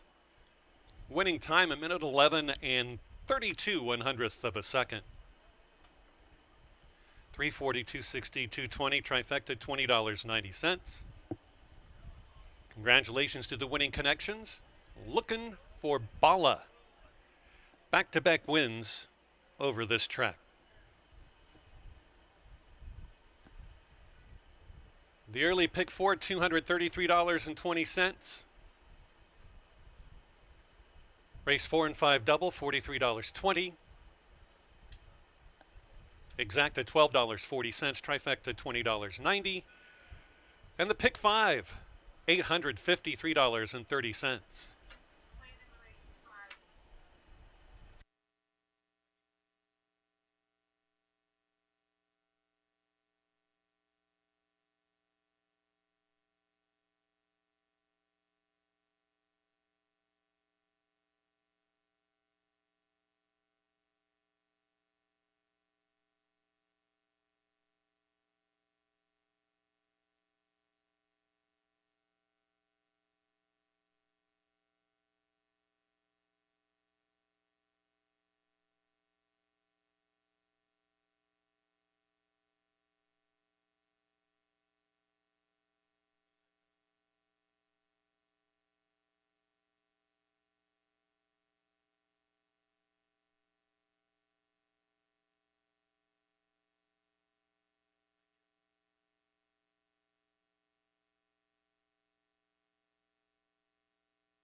We did have a claim for $10,000. Your winner was claimed, Looking for Bala.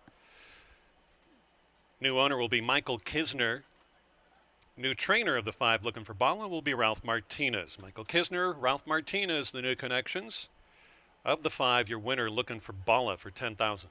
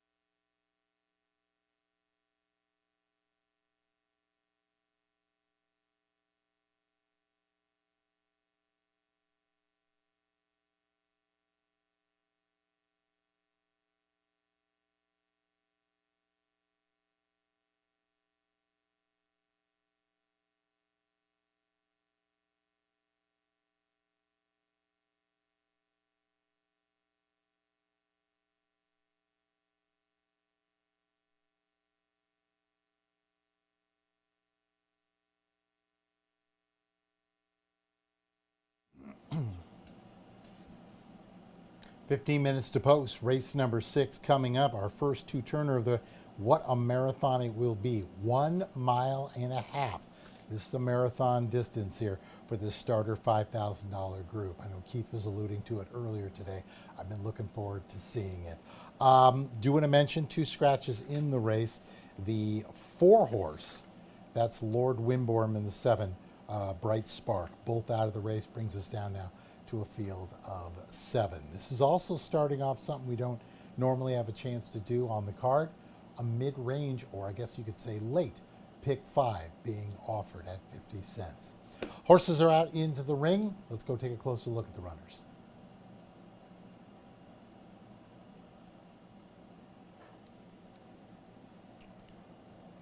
Nine to 5 favoritism here on the 5-horse, and that is Code Runner.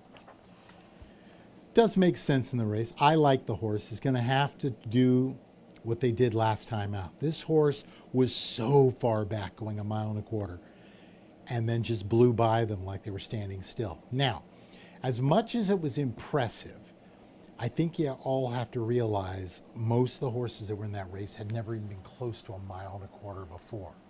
So it could have been an optical illusion, but I guess we're going to find out here going 1.5 miles. Nobody's going to be in that big of a hurry.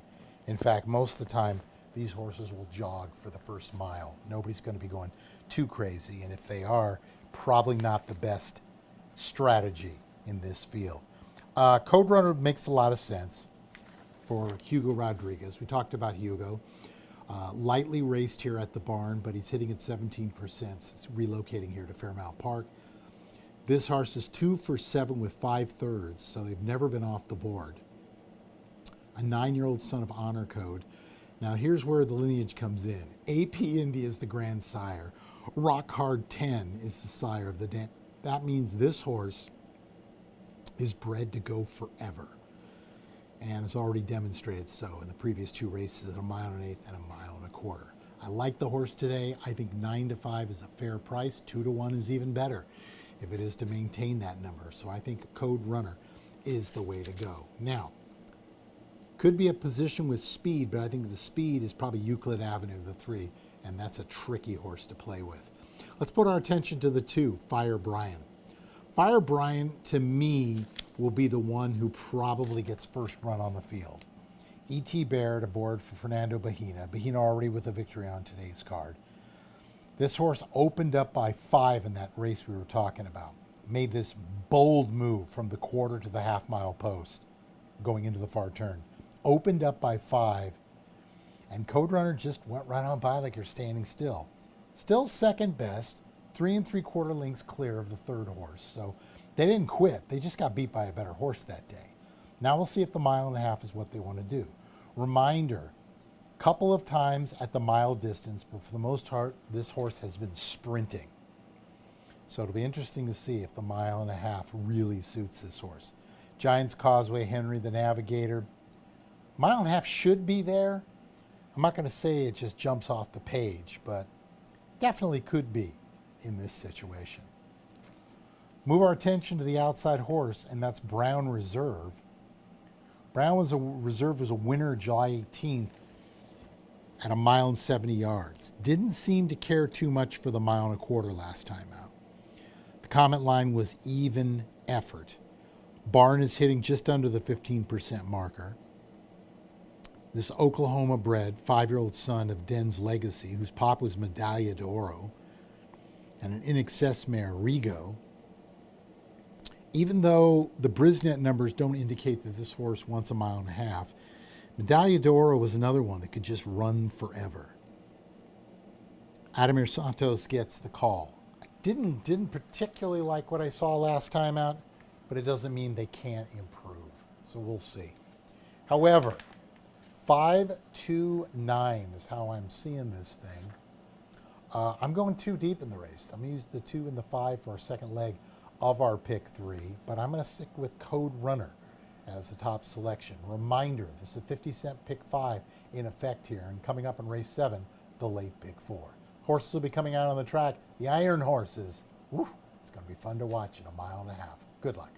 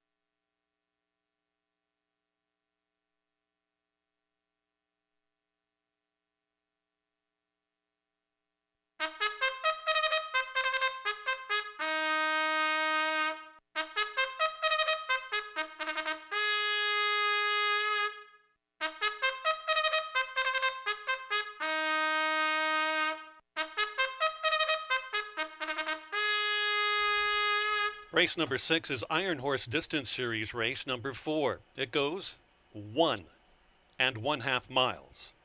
Starter Allowance Company for 3-year-olds and up that has started for a claiming price of $5,000 or less from back in 2024 through thus far in 2026.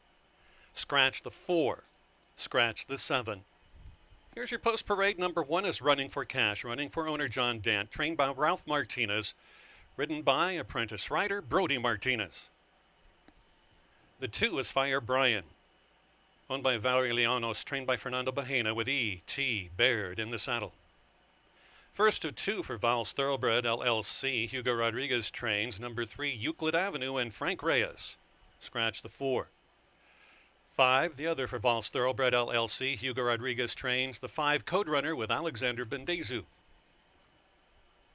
6 is owned by Brianna Obermeyer and trained by Jada Schlank, co-owned by Hannah Schlank. Lucky Boss, number 6 with Harold Ortega. Scratch the 7. The 6, owned and trained by Gene Sandrowski, Two Hearted, and Victor Lara. And the 9, Brown Reserve. Jody Durham owns, Mike Duran trains. The rider of the 9 is Adamar Santos. Race number 6 starts up the late pick 5. You also have Superfecta, pick 3, trifecta, exacta, rolling doubles, and win place show wagering. About 4 minutes.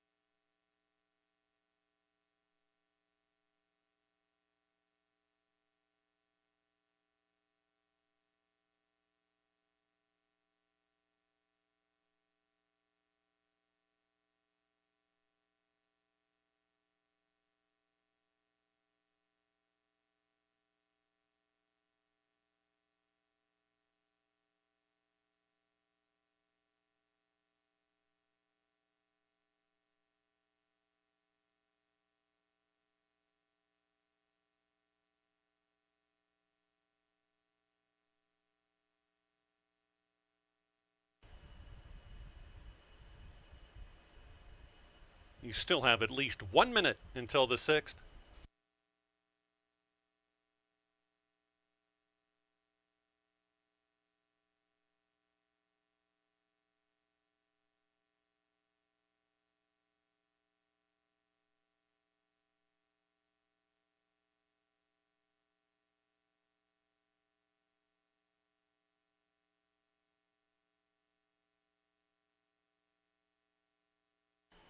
Field is now headed to the half-mile pull for the 1.5 miles of the Iron Horse Distance Series.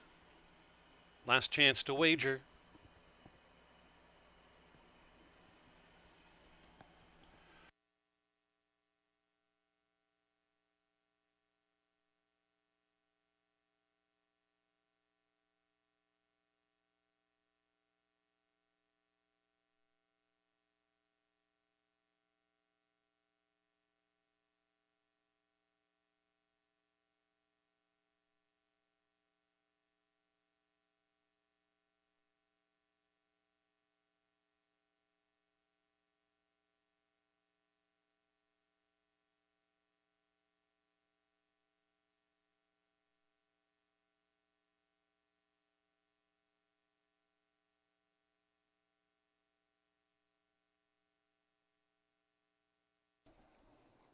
Field of 7 has reached the starting gate.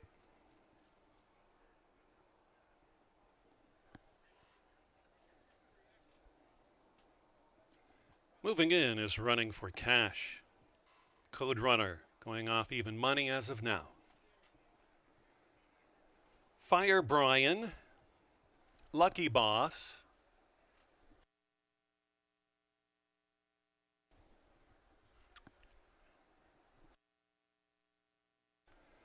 Two-Hearted, Euclid Avenue, outside to Brown Reserve. They're in the gate, Field of 7.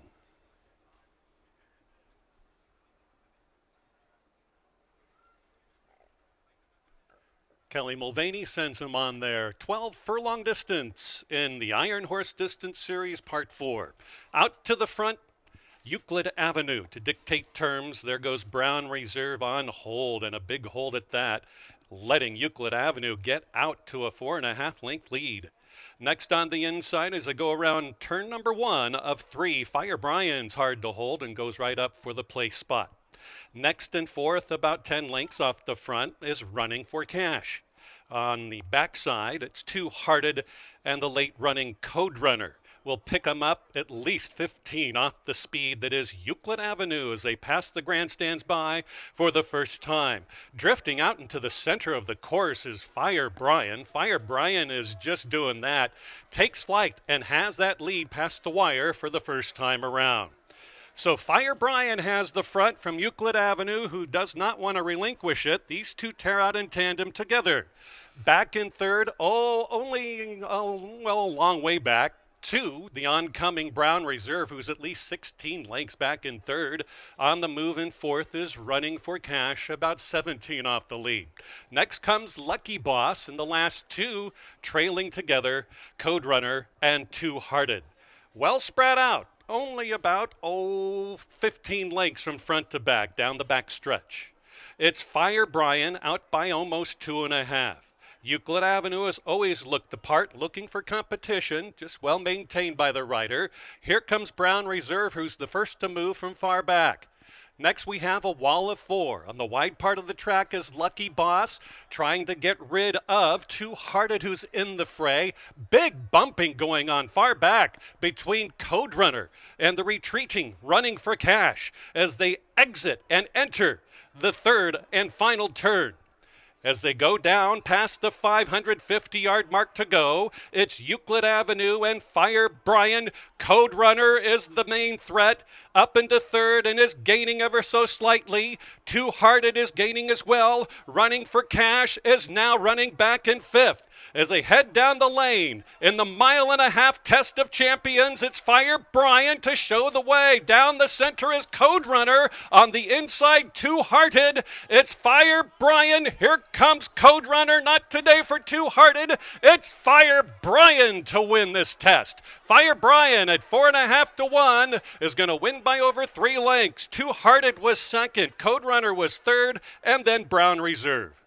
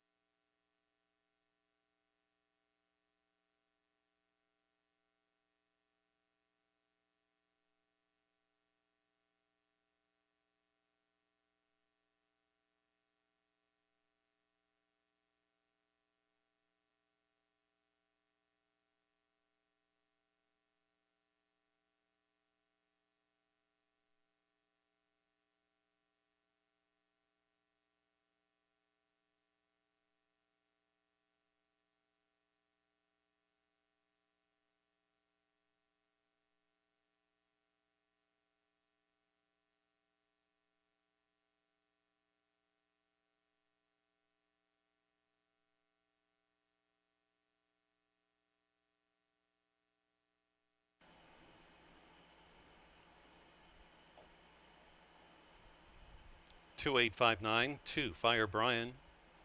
9-2. 8, Two Hearted. 4-1. Your favorite 4-5, Code Runner, got third.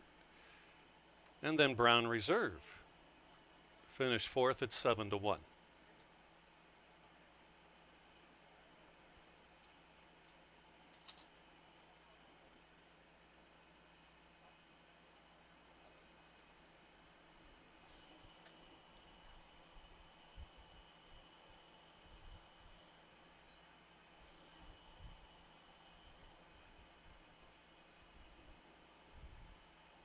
Race number 6 now official. Back-to-back wins for the winning connections in race 5 and 6. Valerie Llanos, the owner, and Fernando Bahena, the trainer. Fire Brian, piloted home by E.T. Baird. Fire Brian is a 6-year-old gelded son of Creative Cause out of the Henry the Navigator mare, Fire and Flame. Bred in Kentucky by Don Alberto Corporation. The 4 and 7 were scratched from today's 6th race. Fire Brian 11-24, 42-80, Two Hearted 420 and 240, Code Runner 210. Pick 3 for races 4, 5, and 6, $139.80. Exacta almost $20. Trifecta 2, 8, and 5, $19.45. Race 5 and 6 double $9.20. Superfecta just over $13. Here, a remainder of the changes for this program today. In the 7th race, number 3, Thirsty Natalie, correct the weight to 124 pounds. Make the jockey Luis Colon. Scratch the 6, Air Jerry. Scratch the 8, Maya D. Scratch the 10, Primity. In the 8th race, make the 1, adjust the weight to 126 pounds, and the rider Luis Colon. In the 9th race, scratch the 1, Misty Sunday, and the 9, Golub City.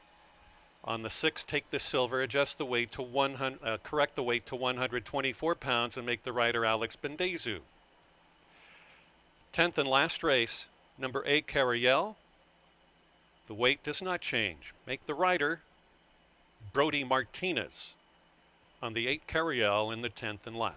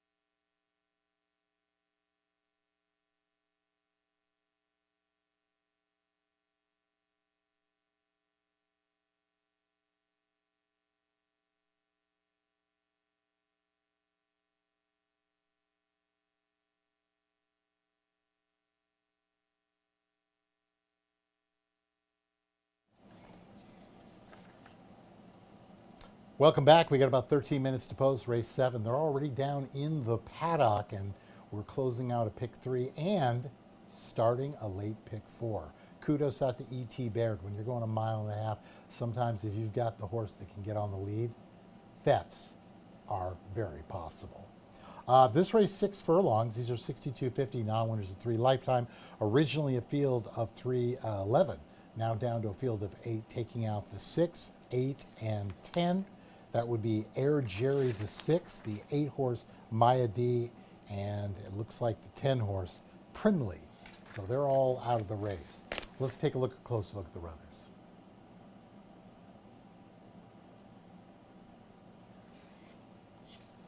Horse in front of you is a top selection for yours truly, looking to close out this pick 5 ticket. I like what I'm seeing here.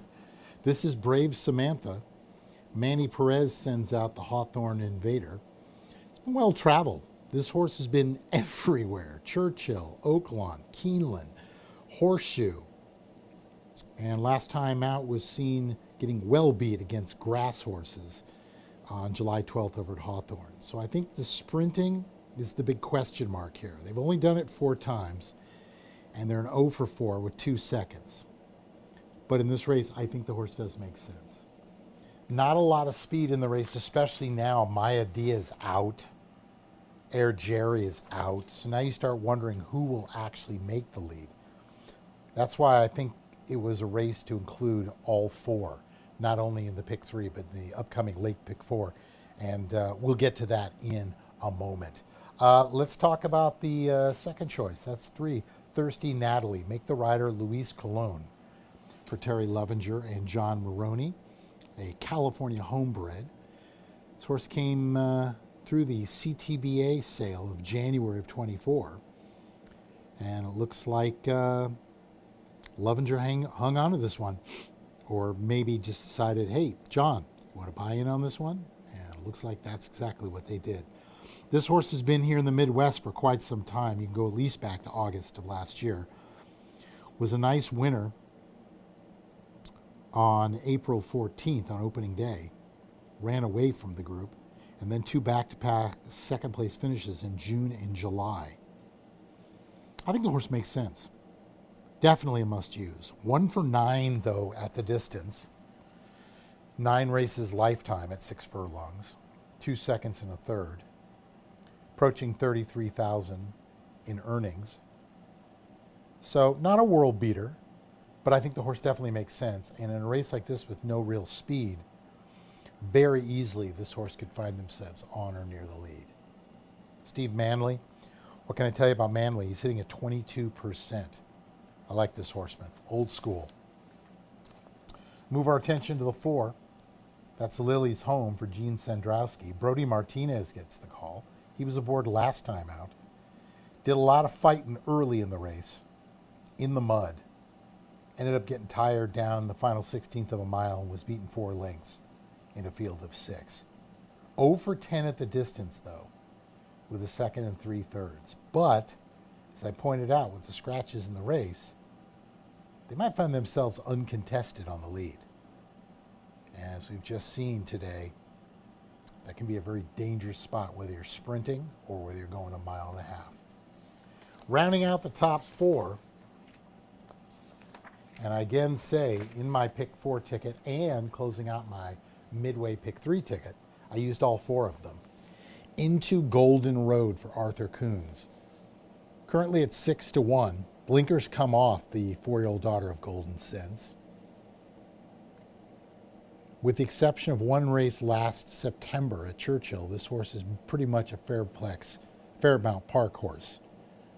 1 for 9 at the distance. But they could be sitting just off the early pace setter. Now, if you want an example, you go back to August 30th last year, which would be considered a similar group than they're feeling. This horse sat about 1.5 lengths, almost 2 lengths off the pace, as I predicted. Made 1 run and just kept going, won by 3 lengths. And this is one of those type of races where it could very easily happen. It's a good looking horse. Very interested in the crowd, looking around, ears going back and forth. Very positive sign.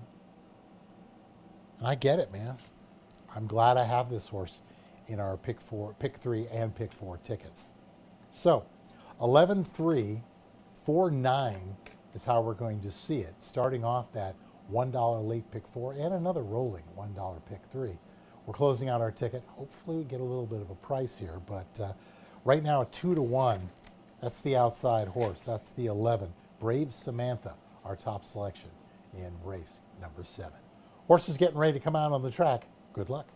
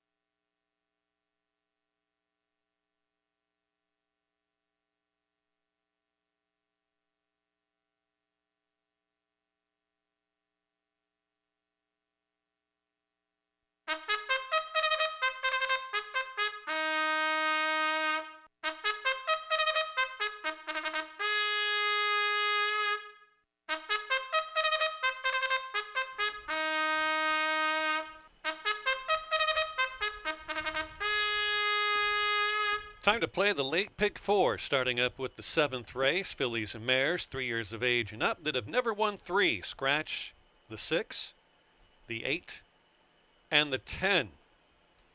You also have rolling daily doubles, rolling pick threes, win play show, 10-cent superfectas.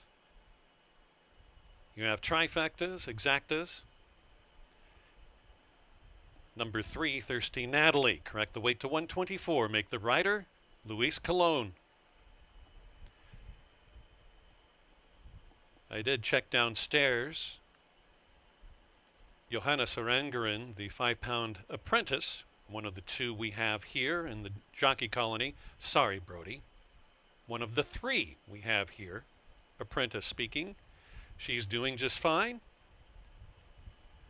And she's ready to roll back.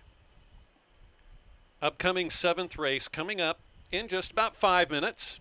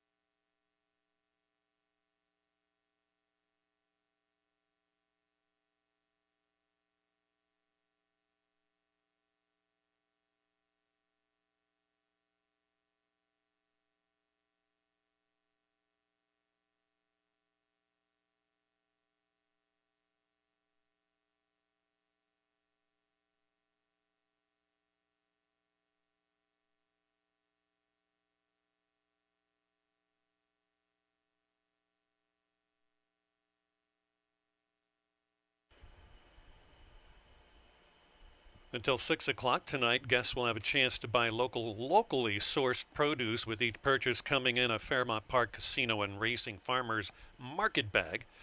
The market will benefit Operation Food Search. So check it out just until 6 o'clock.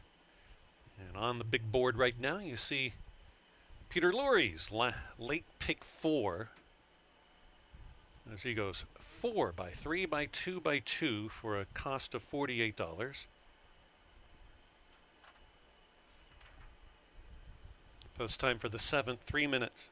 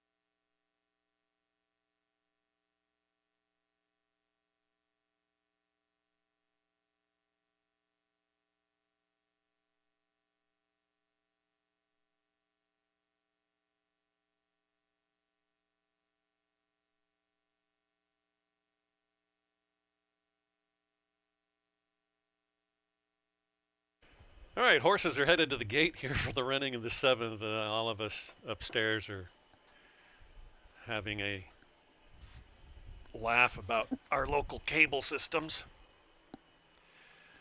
Yeah.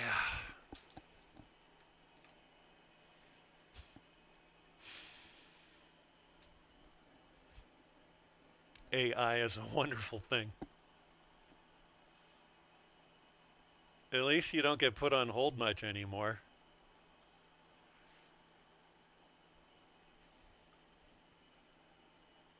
Okay, late pick 4 time.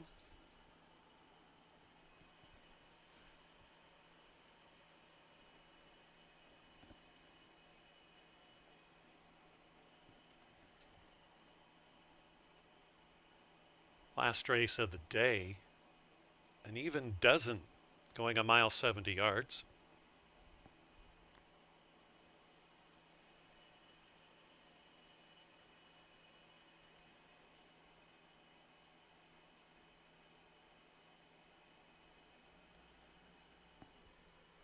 Loading in for the 7th.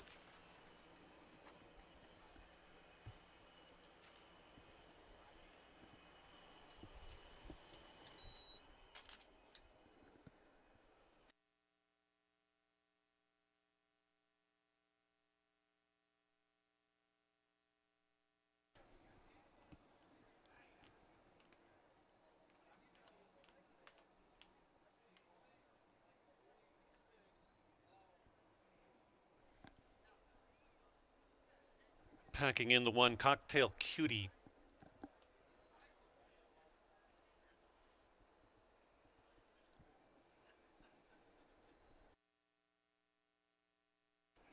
I Be Gone.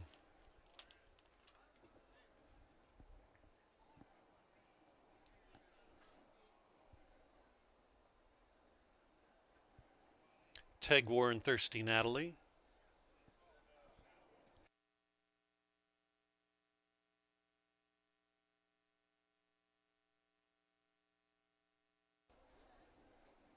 Lily's Home and Brave Samantha.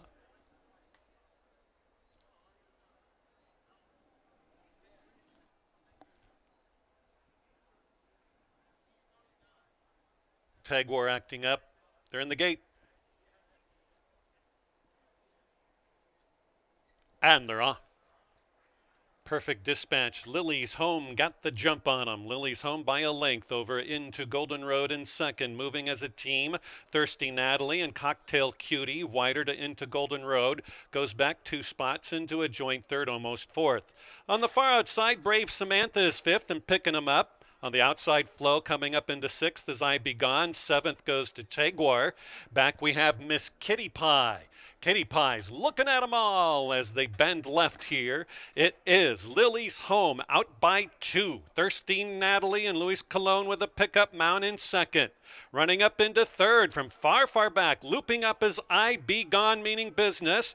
Back and fourth is into Golden Road. Fifth is Tag War. And then around the turn, there's no pace on. No pace for I Be Gone, who's rolling now on the far outside. After Lily's Home and far back, we have Miss Kitty Pie. On the front, Lily's Home is weary. It's I Be Gone cruising up. It's still a stingy leader, Lily's Home, but I Be Gone at 16-1. Rings the register by over 3 lengths. Lily's Home a good second. Third was into Golden Road, and then Tag War completes the super.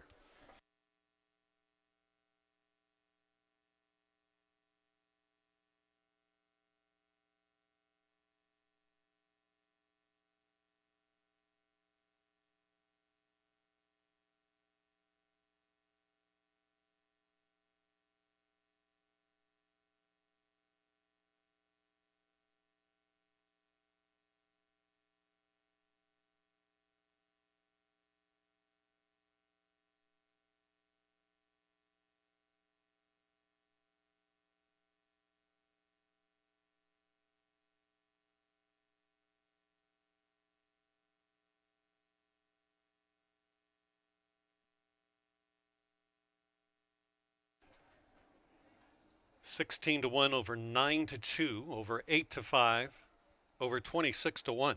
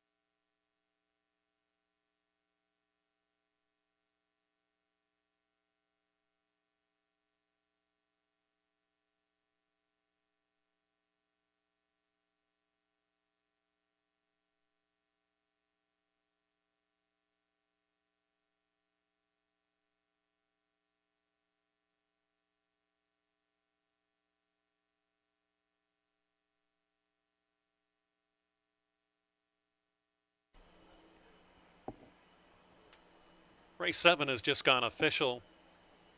$34.40 to win, $14.40 to place, $5.20 to show. The exacta $95.80 for the 7-4, trifecta $128.95.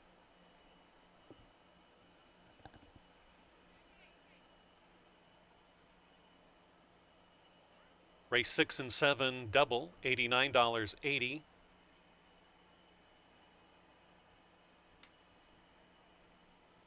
Superfecta $160.61 for a dime. Winning circle. Photos being taken of number 7, I Be Gone, and jockey Javier Diego.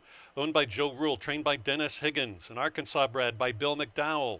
5-year-old chestnut daughter of Temperature out of the Stephen Got Even mare. Flashy Got Even. Congratulations to the connections of I Be Gone. The 6, 8, and 10 were scratched from race number 7. Pick 3 for races 5, 6, and 7, $200 and change. 8th race, number 1, Keo Sister, Luis Colon. Correct the weight to 126. That's your lone change with a field of 10 going the 1 mile distance. Illinois bred fillies and mares at the mile. That's next in 20 minutes.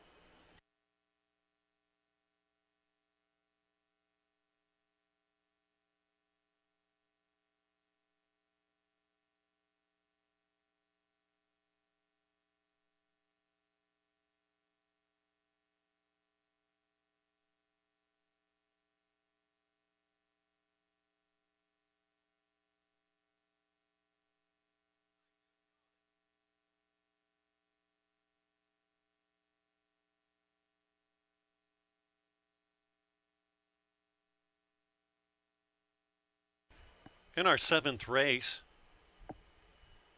number 11, Brave Samantha, was claimed for $6,250 by new owner Dive Bar Dreamers LLC, Christine Connolly. New trainer of the 11 Brave Samantha is Ralph Martinez.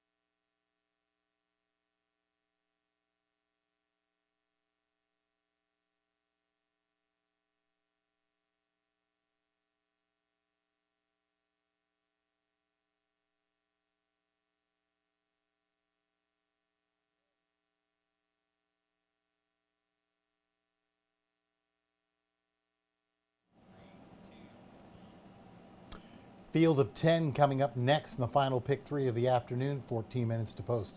Race number 3. Welcome back, everyone, especially our friends who are watching on YouTube on the Fairmount Park streaming channel.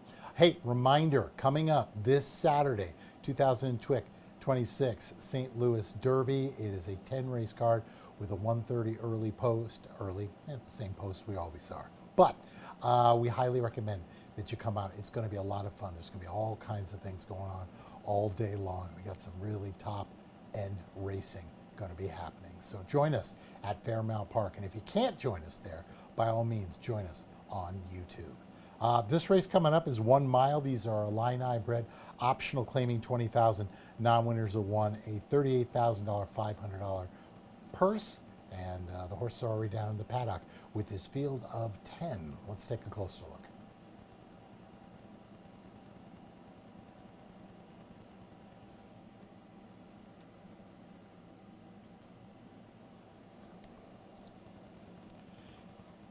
Kentucky O Sister, or KYO Sister, depending, make the rider Luis Colon aboard. This horse has won back-to-back races, looking for 3 in a row. Now, this is how it works. They won originally on July 7th, but they were disqualified and placed second. Usually, for whatever reason, they don't come back and win the next time. But lo and behold, July 28th came right back and won. So they're only listed as a non-winners of one, but they've done this twice already. So that'll be interesting to see if this actually plays into it. Steve Manley, the conditioner. I think this horse is the controlling speed of the group. Cologne has never been aboard, but a veteran rider. I'm sure he will be fine aboard and looks to be the one to beat. Currently at a huge price. I cannot believe this, 7-1. We'll take it. Please, we'll take it. Horse looks good. Getting a little hose off from the crew. As I mentioned earlier, a little tip of the cap to Excel Entertainment and, of course, everyone there at Fairmount Park, making sure that our equine athletes are comfortable and ready before they're about to go do their job. Move our attention to the outside. Currently the 7-5 betting favorite, and that is Richie's Golden Girl. This is a 4-year-old Golden Sense. Larry Ravelli sending out. Last time out was a good race for them, going 6 furlongs. Got beat 3/4 of a length for the whole thing. But then you look at the Golden Sense, you look at a Unbridled Song on the dam side, and you say, why don't they try 2 turns? Larry Ravelli thinking the exact same thing. So that's what they're doing today. They draw the outside post. I don't think they're going to be on the lead, but I think they'll be close. However, they're going to have to make a quick move because unlike a 1.70 miles, that mile hits the first turn very quickly. So we'll see how they're playing themselves out. I probably would have put this horse on top, but because of the post position, I opted to go elsewhere. Just to their inside is the 9-horse Try for the John Wainwright barn. Wainwright's made the most of every opportunity he's had so far at the meet. This horse finally gets a new pilot, and it's a real upgrade. Alexander Bendesu climbs aboard. 2 tries the distance with a second and third. The numbers, Brisnet-wise, they're okay. They're not top by any stance, but they're right there. This is one that I think, unfortunate with that 9 hole, I still think will be very, very close. And if for any reason the other speed in the race doesn't break, then this horse might find themselves on an uncontested lead. Hard to find, though. 5-horse, rounding out the top 4, is Midnight Date. Gabe Bertana sends out. A good second last time out, but never made up any distance. Was 7 at the start, 4 at the first turn, got beat 5 lengths. Second best, but was still beat 5 lengths in the field. Bobbled at the start, so they kind of caused their own trouble. Gabe Bertana looking for his 4th winner here at the meet. As far as the distance is concerned, this seems like this is their jam. Possesses the top Brisnet Speed Index number. 3 starts, 1 win, 2 seconds. So if you like this horse, and I can understand if you do it 5-1, this one makes a lot of sense. Very curious. You can see just kind of looking around. I like the groom going, okay, settle. Just kind of looking at everybody else, looking at the stands. I like that. Very curious horse. So, 1:10.95 is how we're seeing it here. Unfortunately, that last race knocked us all out of every exotic we had. So, we're just playing for win bets today. The one horse, KYO Sister, our top selection, 6-1 would be a nice way to get ourselves back up on the beam. Horses getting ready, 9 minutes to post. Race number 8. Good luck.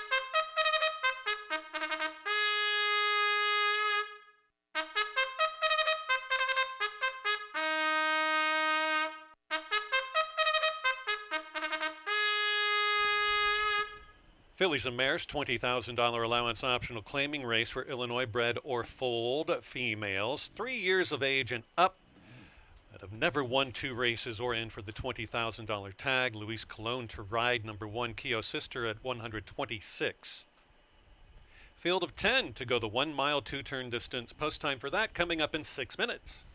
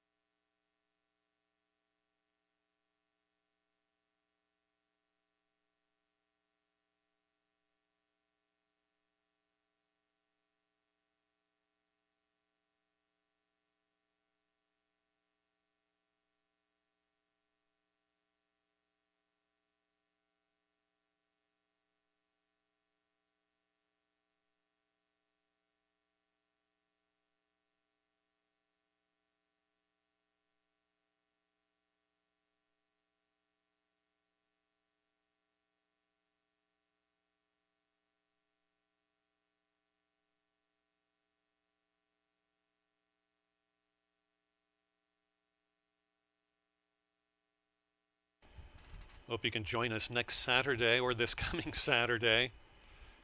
It's all one big day for the $250,000 St. Louis Derby, brought to us by FanDuel. Joe Sharp. Heather Iron has one in again. Grind, winner of $35,000 maiden special weight at Prairie Meadows, last out.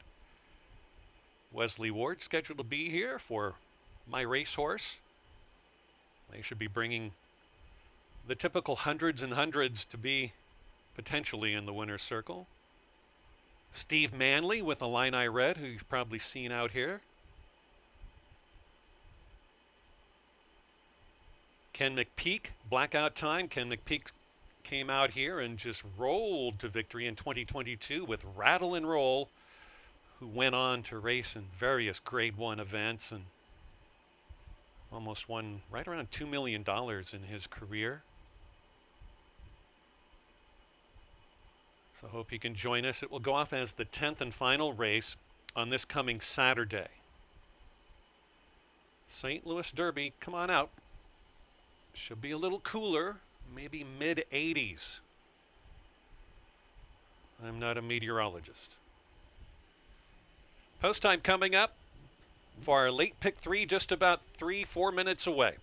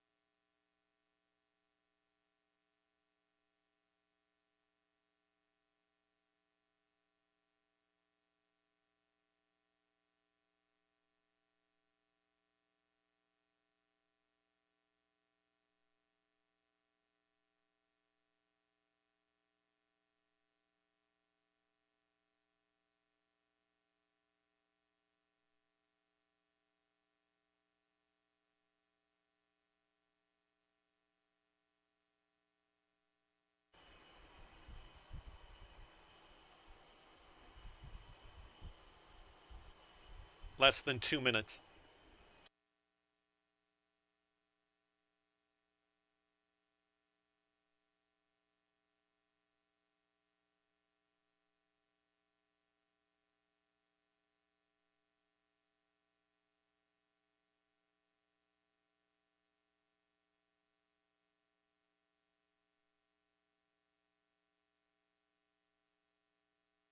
Fillies and Mares approaching the starting gate.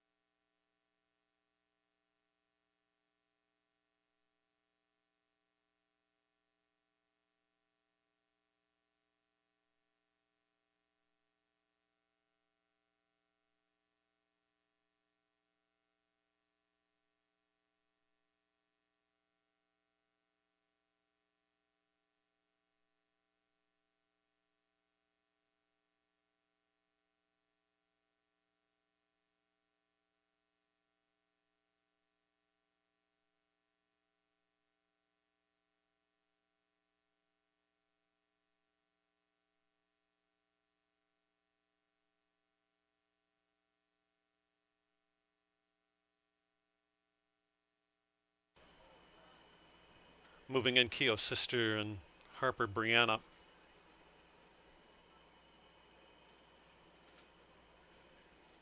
Raz on Fire, Ladies Legacy, and Hanabi.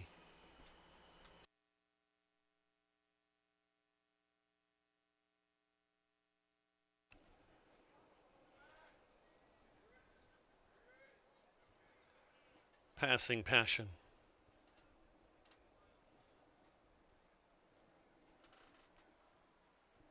I Did the Math.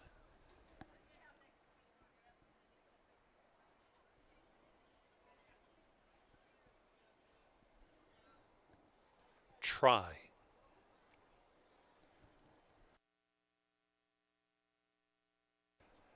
Midnight Date. Outside Richie's Golden Girl.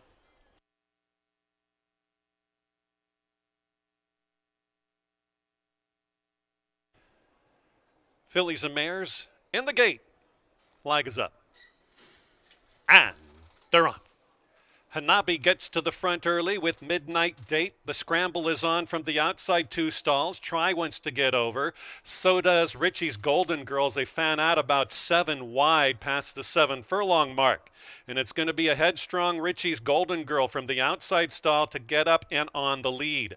Raz on Fire to be second. Third, a headstrong Hanabi at lofty odds. Settling down in fourth, and a good gallop is Passing Passion, running up into fourth. Fifth, on the outside is Harper Brianna. Sixth along the fence is Keogh's sister. Running in seventh comes Try mid-pack. On the outside of Try is Ladies Legacy. Moving on through that rail, I Did the Math. And then way back we have there, on the outside gaining up is Midnight Date.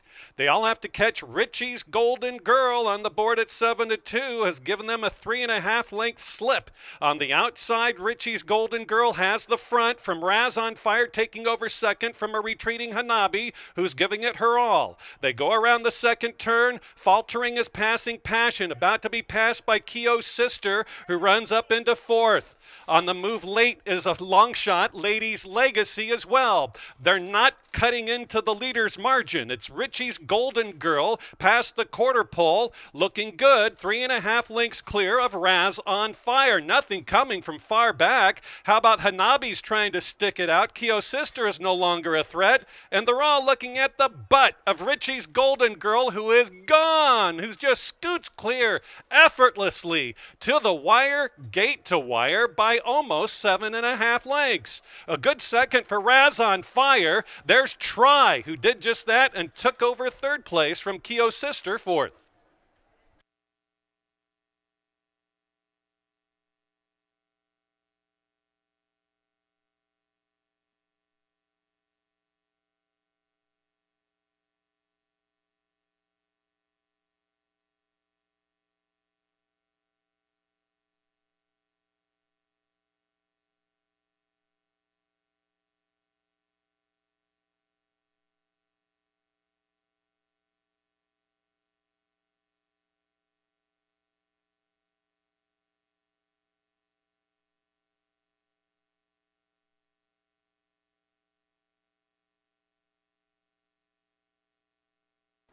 Unofficially 10-2, 9-1, 7-2, over 6-1, over 5-2.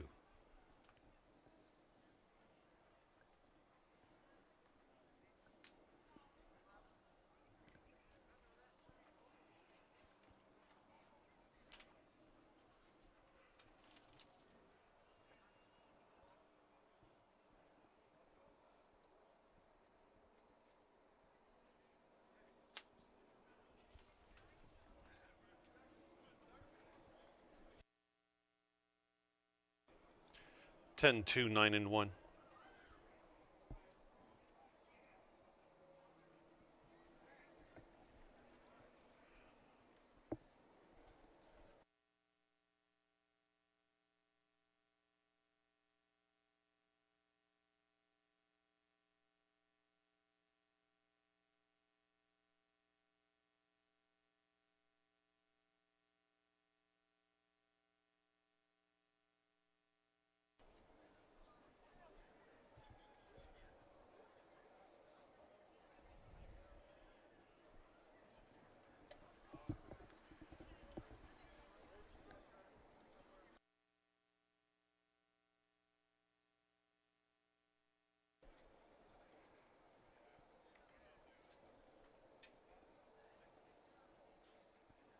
No one better than Megan in the winner's circle to get the acceptance of number 10, Richie's Golden Girl.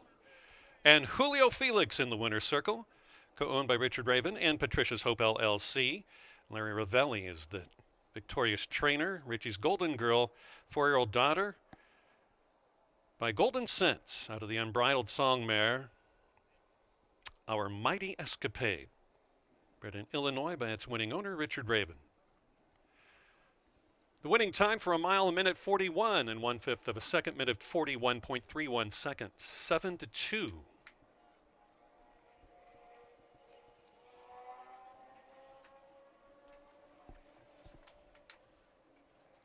Race 8 now official. Coming up in the 9th race, 5 1/2 furlongs, $4,000 filly and mare 3 and up, 3 years of age and up, that have not won 3 races since 2025 on through here to 2026, or non-winners of 5 lifetime.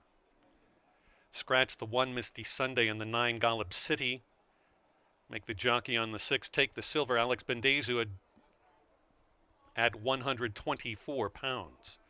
Exacta for race number 8, $46.90. Trifecta, almost $80. Pick 3 for races 6, 7, and 8, $573.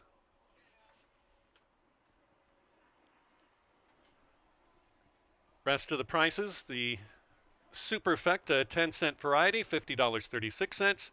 The race 7 and 8 double, 7 with 10, $113.40.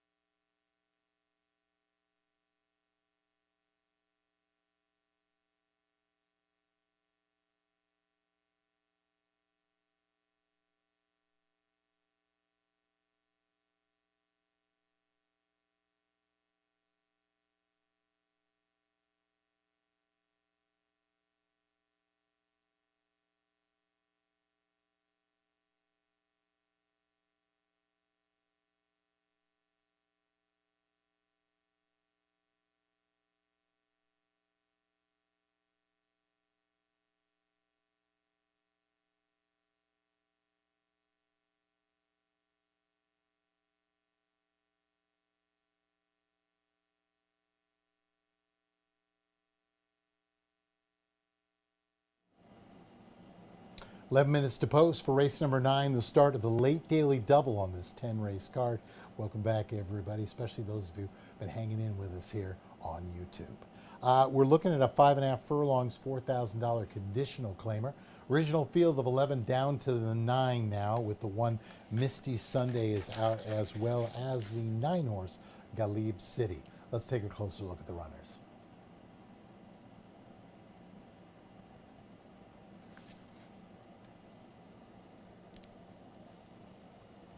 With the 9 out by process of elimination, 7 horse Blaze Beauty becomes my top selection here. Eddie S. and Price. This barn's been a little quiet last couple of weeks, but I could see this one picking up pretty quick.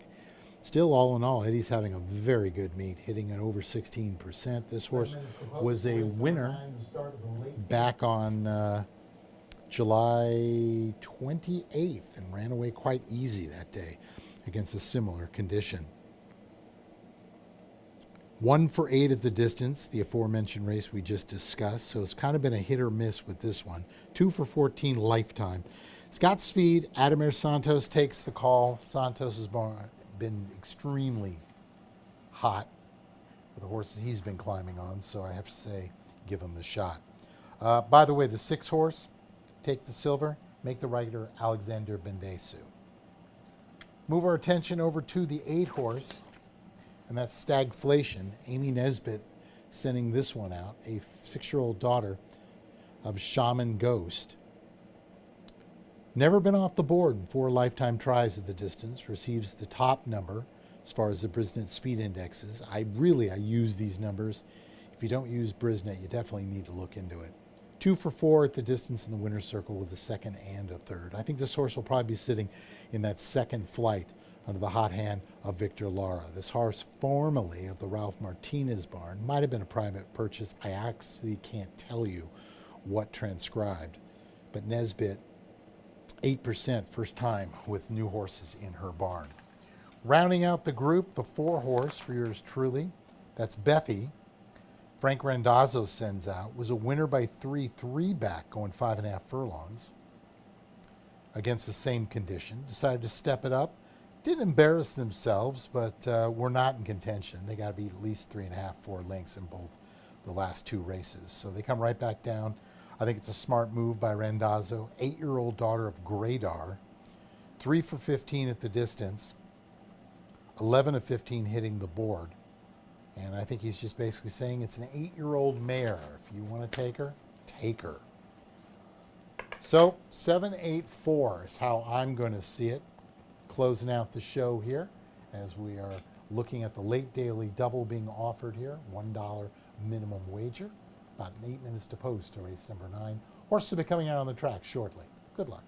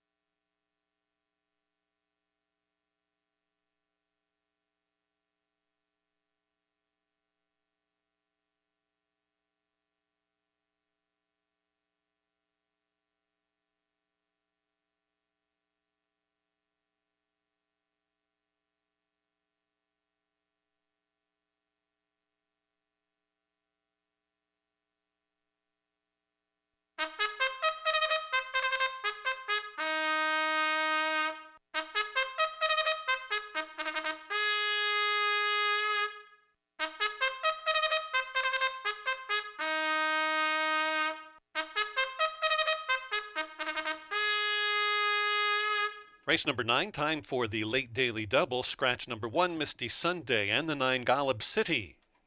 Alex Bendezu to ride number 6 at 124. Field of 9 to head to the starting gate. Fillies and Mare, $4,000 claimers, non-winners of 3 from 2025 through 2026, or non-winners of 5 lifetime. We go 5 1/2 furlongs for race number 9, post time in 5 minutes.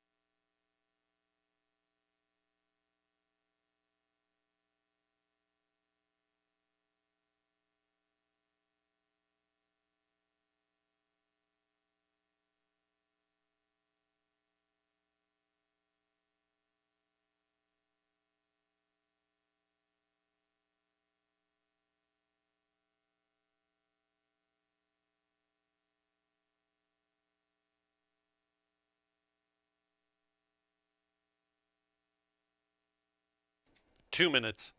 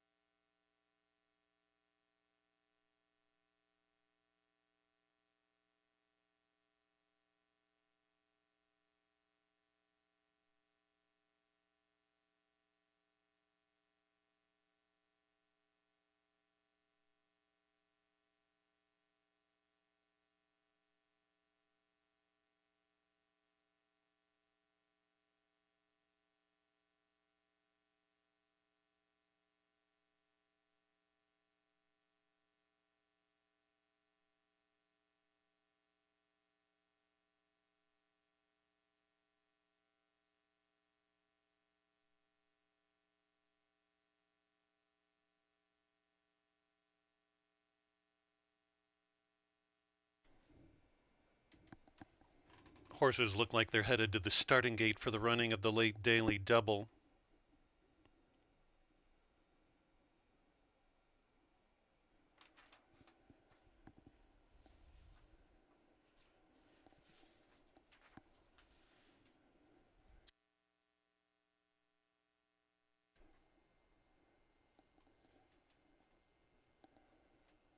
Circling back just a little bit, so you still have time. Get those final wagers in for race number 9.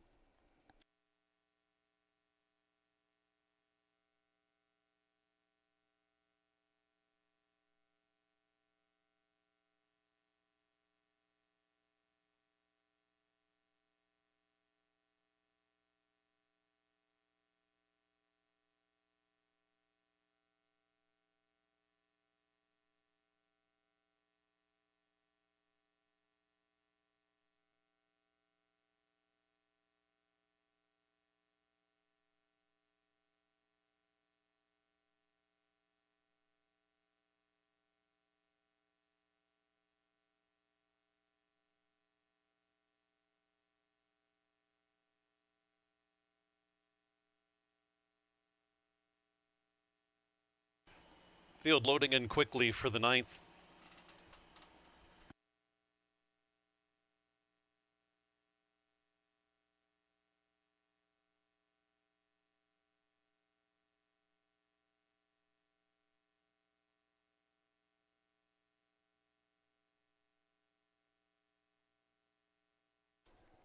Three out. Bethy backed out just a tad.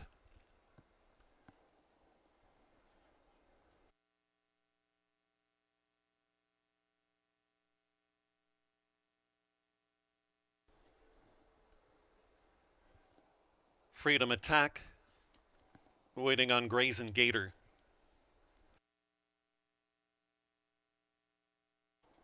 They're in the gate. Flag is up. And they're off. Hopping at the start was late running Bethy.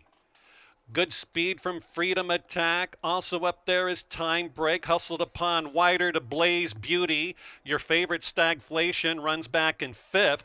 And moving on through is Freedom Attack. But they're all in search of Take the Silver, who emerges with the front with Freedom Attack up close.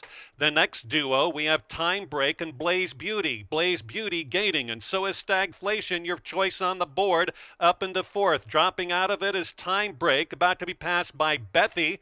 On the far outside, gaining up is Grayson Gator. And then way back we have No Speed from Rock the Birdhouse, nor on the outside, Freedom Attack, who's dropped away. On that front, though, it's Take the Silver. Take the Silver has the front from Freedom Attack up close. Here comes down the center, Blaze Beauty. From far back is Rock the Birdhouse with the patented late kick, and Bethy's into it late. They all have to catch Freedom Attack and Take the Silver. Bethy is running 3rd.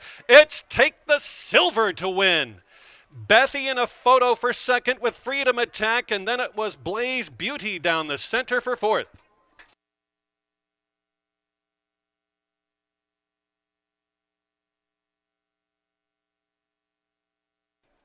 Six and a photo.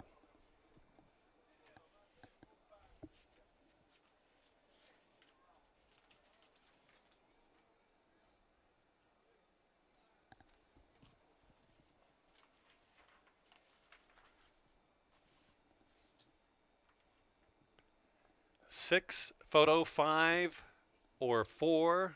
Looks like it was Bethy. Do not discard your tickets.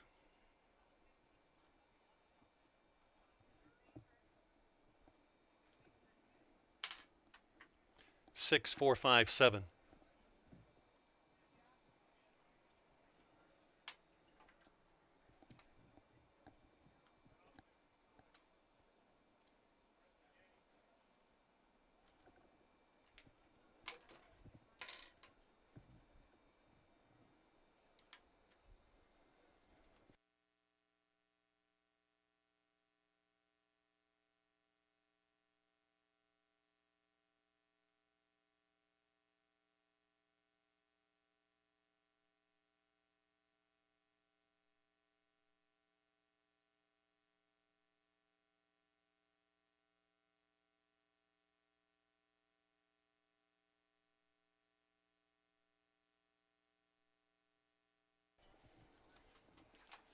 Take the Silver 15 to 1. Alex Mendezu with a pickup mount.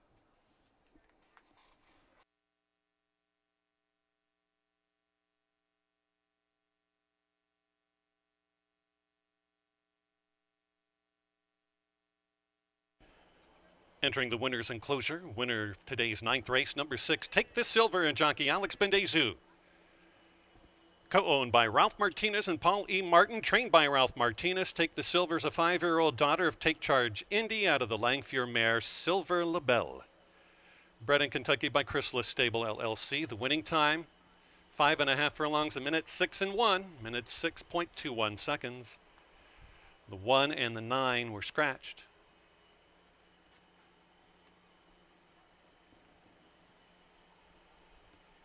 $15-1 over 4-1 over 14-1 over 7-2.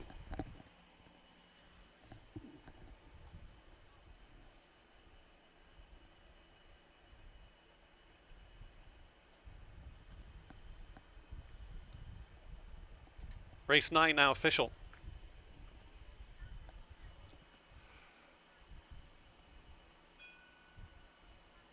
More money for Thoroughbred Aftercare, courtesy of the Martinez. Yes, ma'am. Stagflation, number 8. Mark Anderson, owner and trainer. Thank you, Judge. We had a claim out of the 9th race. Number 8, Stagflation, was claimed out of race number 9 for $4,000 by new owner trainer, Mr. Mark Anderson. Prices: Take the Silver $32, $11.26, Bethy $523.20, Freedom Attack $860. Pick 3 for races 7, 8, and 9. Gulp $1,625. More prices: the Exacta $107.60. Dope! I'll still get back to it. The Exacta $107.60 for the 6 and 4. Trifecta $230.70.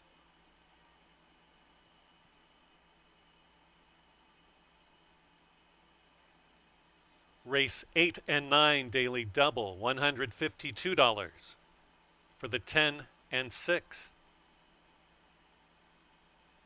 10-cent Superfecta $165.26. 10th and final race, Brody Martinez to ride number 8, Cariel. The weight is the same.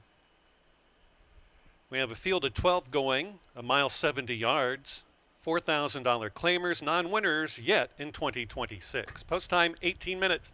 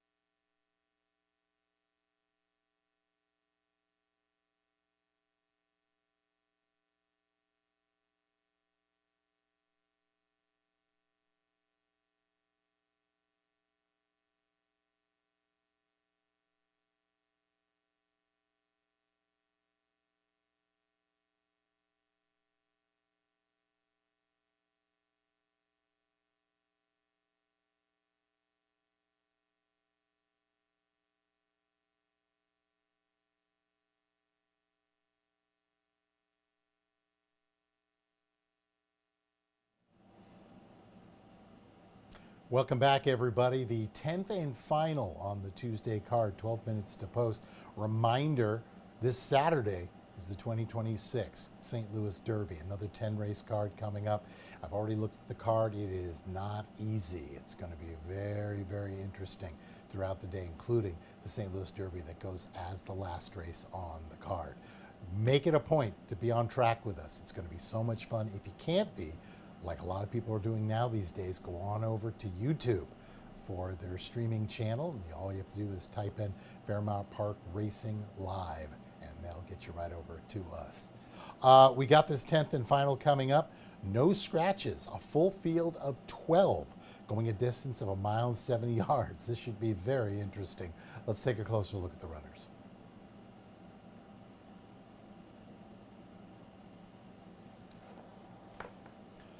These are 4,000 non-winners of a race in a year.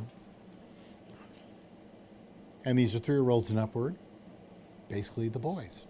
So we're taking a look at the field. There's the 2. Now, Keith and I both like this horse, currently at 8-1. Boogie Bodie. This is a 6-year-old alternation from the Blame Mare Dam, Belle Jolie. Likes to win races, 5 for 15 at the distance, with 2 seconds. Brisnet speed number, not the top, but very, very close. And as I mentioned, Ademir Santos gets aboard for Jimmy Watkins. This horse last win came in August of last year, so they had some time off. 1-1 pretty easy in this condition, or actually I should say at the optional allowance condition. And then something went amiss. And the horse took some time off, came back in July of this year. Still, just not quite up for it. So now the connections, the Pohl family and Jimmy Watkins, have decided, you know what? Put this horse where they can win. Drop them on down. I think that's exactly what's going on in this situation. Can they win? Absolutely. Will I be surprised if it keeps going as far as where they've been ending up in these last few races? No. I really wouldn't be surprised, but I still like this horse on top. And I think 8-1 is more than a fair price. Last recorded work was June 23rd, so obviously we've had a few races under the belt. We'll see how it plays out. Santos has never been he has been aboard this horse. He rode him in June of last year here and ran what looked like a 1-paced, but a decent third in a field of 7. We're only beating about 2 lengths for the whole thing. Turn our attention to one of the outside players. That's the 10. Tapping Your Blue Jeans. John Weiss, the trainer, 5-year-old Tapazar. Good second last time out on July 28th. Horse came off the claim. In fact, this horse has been claimed 3 of the last 6 races. Claimed off of Becker in October of last year. Didn't race until May. Was taken by Gabrietana by Ralph Martinez, and then his claim on July 14th for John Weiss came back with what was a very competitive second last time out. 6 for 8 at the distance, 2 winners, 2 seconds, 2 thirds. Good, solid Brisnet speed number. And Reina Arrieta has had a very good day today, looking for another winner on today's card. Horse doesn't have a lot of speed, so I don't think the 1.70 miles is going to affect them, that first move into the turn, which can sometimes be treacherous. Let's move our attention to the 3, Lemon Drop Shop. It's an 8-year-old son of Minister's Wildcat from the Lemon Drop Kid Mare, Lemon Drop Sis. Calbred, Tommytown Thoroughbreds, longtime players in California racing. 3 for 11 at the winner's circle, 6 for 11 hitting the board. One of the top Brisnet numbers for the speed of this distance. Didn't look good in that June 23rd return to racing, coming back from Oaklawn, going 1 mile and 70 yards. Looked good last time out, but they got passed, and that's always a concern for yours truly. Horse is 9-5. Obviously, they can win. Probably looked better at the distance last time out than anybody else in the field. But again, horse looked like they were on for a winning trip at the head of the lane. And even though they made up a little bit of real estate, they got beat 3/4 length for the whole thing, they got past. And I never like to see that. I want to see some fight. I want to see some throwdown. Rounding out the top 4 for yours truly is the 7, Millard Smile, Alvin Ortiz for the Harold Mosier's group. Last time out, very disappointing, but that was July 11th in a wet fast track going 6 furlongs. This one they've tried a lot. In fact, last year they were doing the Iron Horse, mile and 3/16, and they actually ran a respectable 4th that day. Mosier himself looking for his first winner here at the meet. Second off the layoff, his barn hits at about 17%. So it's not impossible for this one. 12-1 on the morning line. Actually getting some play. Cut in half at 6-1. Horse looks nice and relaxed. The blinkers are not new. They've been wearing them for quite some time. And we're sitting on about 6 minutes to post. So the 10th race coming up shortly. 2:10.37 is how I see it. But as a reminder, this is our 10th and final, and as Keith so eloquently pointed out, do not throw away your tickets. These are the kind of days where 4 pays 3 out of 4. 5 pays 4 out of 5. It's that kind of day. So wait till it closes before you get rid of those tickets. We'll be back here again on Saturday. 10 race card, 1:30 post, and the highlight, the 10th and final race, the running of the 2026 St. Louis Derby. Keith Nelson's got another race to call, but that's going to do it for me, for everyone here at Excel Entertainment. We thank you so much for being with us. Win, lose, or draw, we expect to see you at Fairmount in Collinsville this coming Saturday for the St. Louis Derby. For everyone here at Fairmount Park, have yourself a wonderful evening. Good luck in the nightcap, and have a great evening. Good night.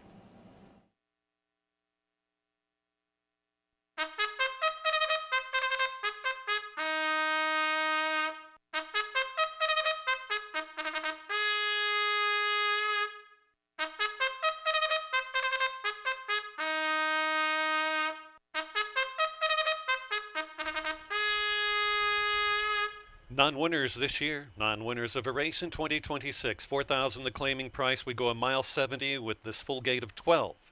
Brody Martinez to ride number 8, Carriel. Post time for the 10th and last in 5 minutes.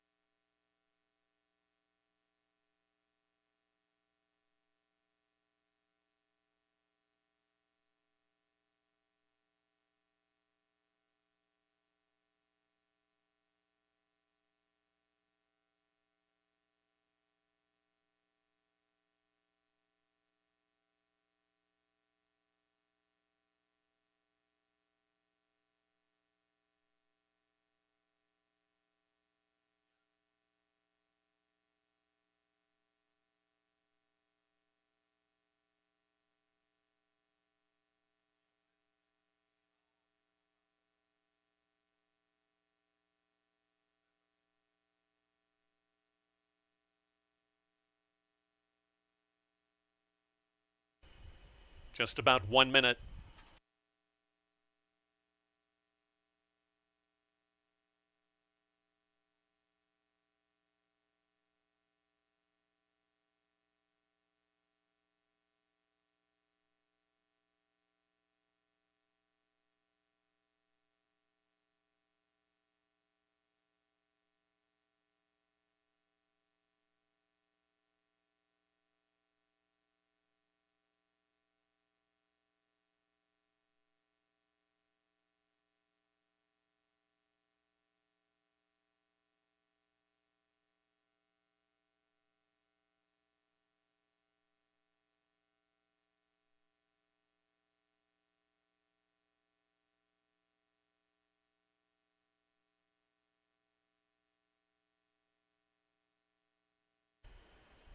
Less than a minute. Approaching the gate.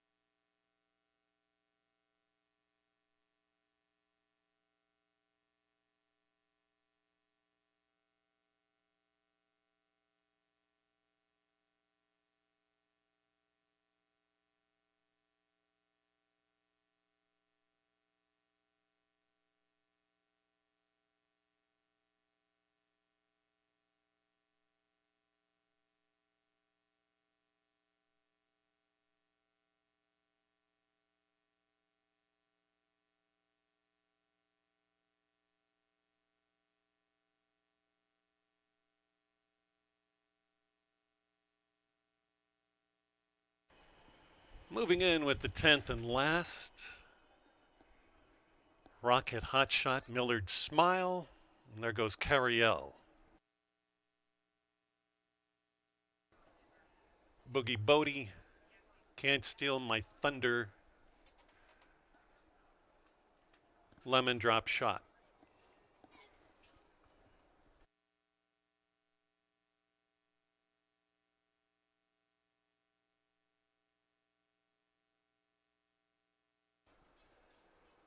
Tap in your blue jeans. 6 will be rich.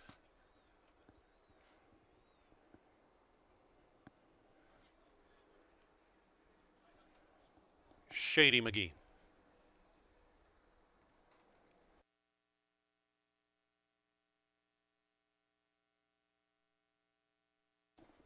Major Contender and Electric Charge last 2.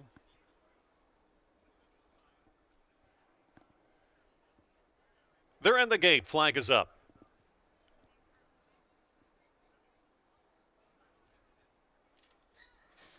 And they're off. Real good beginning in the center for African Warrior, who shows the way. They blaze the trail by us for the first time. Here comes Boogie Bodie to flash some pace as well and gets the rail. Next in third, 6 will be Rich, flanked on the outside, fourth by Major Contender, who moves on up.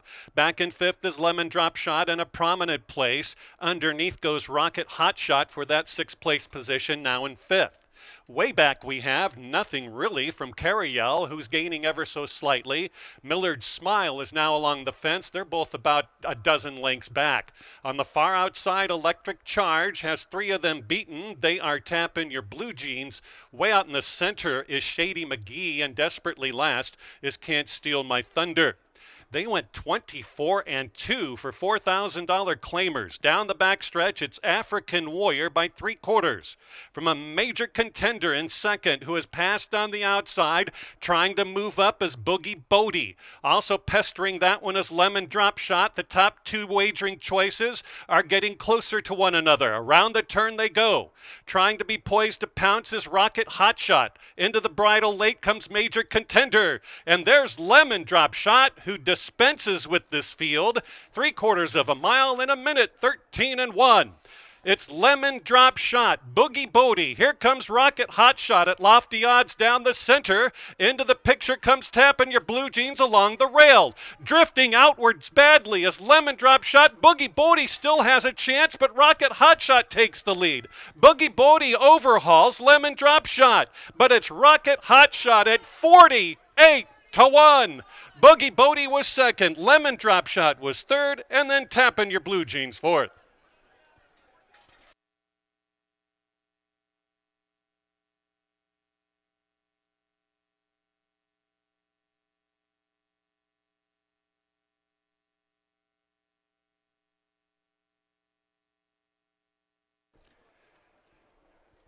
Well, that is your get right quick scheme in race number 10. Almost $100 winner. 1, 2, 3, and 10.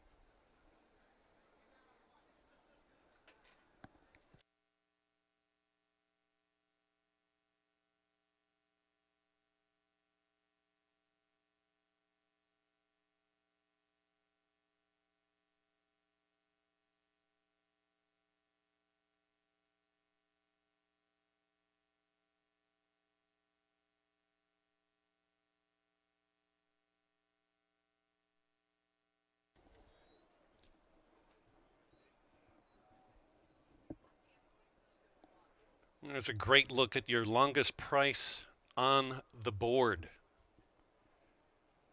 Well posed by Angel Stanley.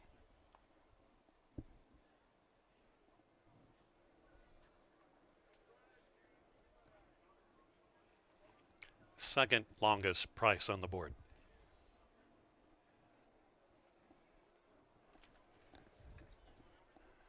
We had 2 claims out of that race. I'll get to that momentarily. Congratulations to the winning connections, J&N Thoroughbreds LLC, Jose Rodriguez, Rocket Hotshot, and Angel Stanley with a gem of a ride. This is an 8-year-old full intact horse out of the Irish sire, Red Rocks. Out of the Bernardini mare, Primp, bred in Kentucky by Calumet Farm, 48-1.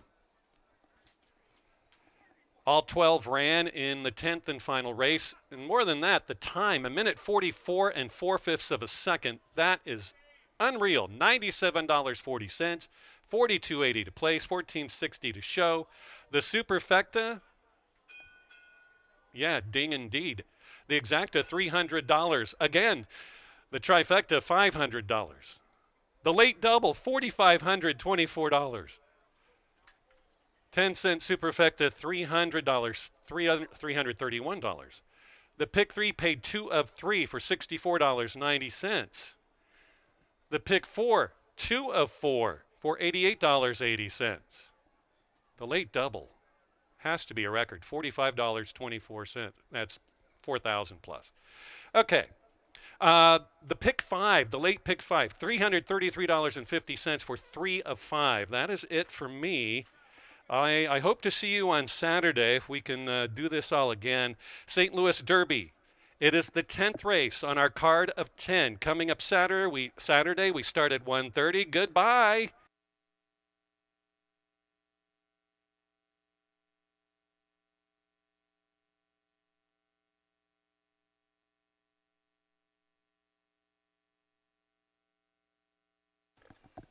And I still have to do the claims here. Let's give you the claims. Let's see. Lemon Drop Shot, the 3rd place finisher in our last race, was claimed by new owner trainer Ralph Martinez. Tapping Your Blue Jeans, who finished 4th in our 10th race, was claimed by 4R Racing. Peter and LaDonna Racino. New trainer will be Frank Randazzo Jr. So that's all I have, courtesy of the stewards downstairs and the claim department from the racing people in the office. Our thanks to you for being out here again. We'll see you soon.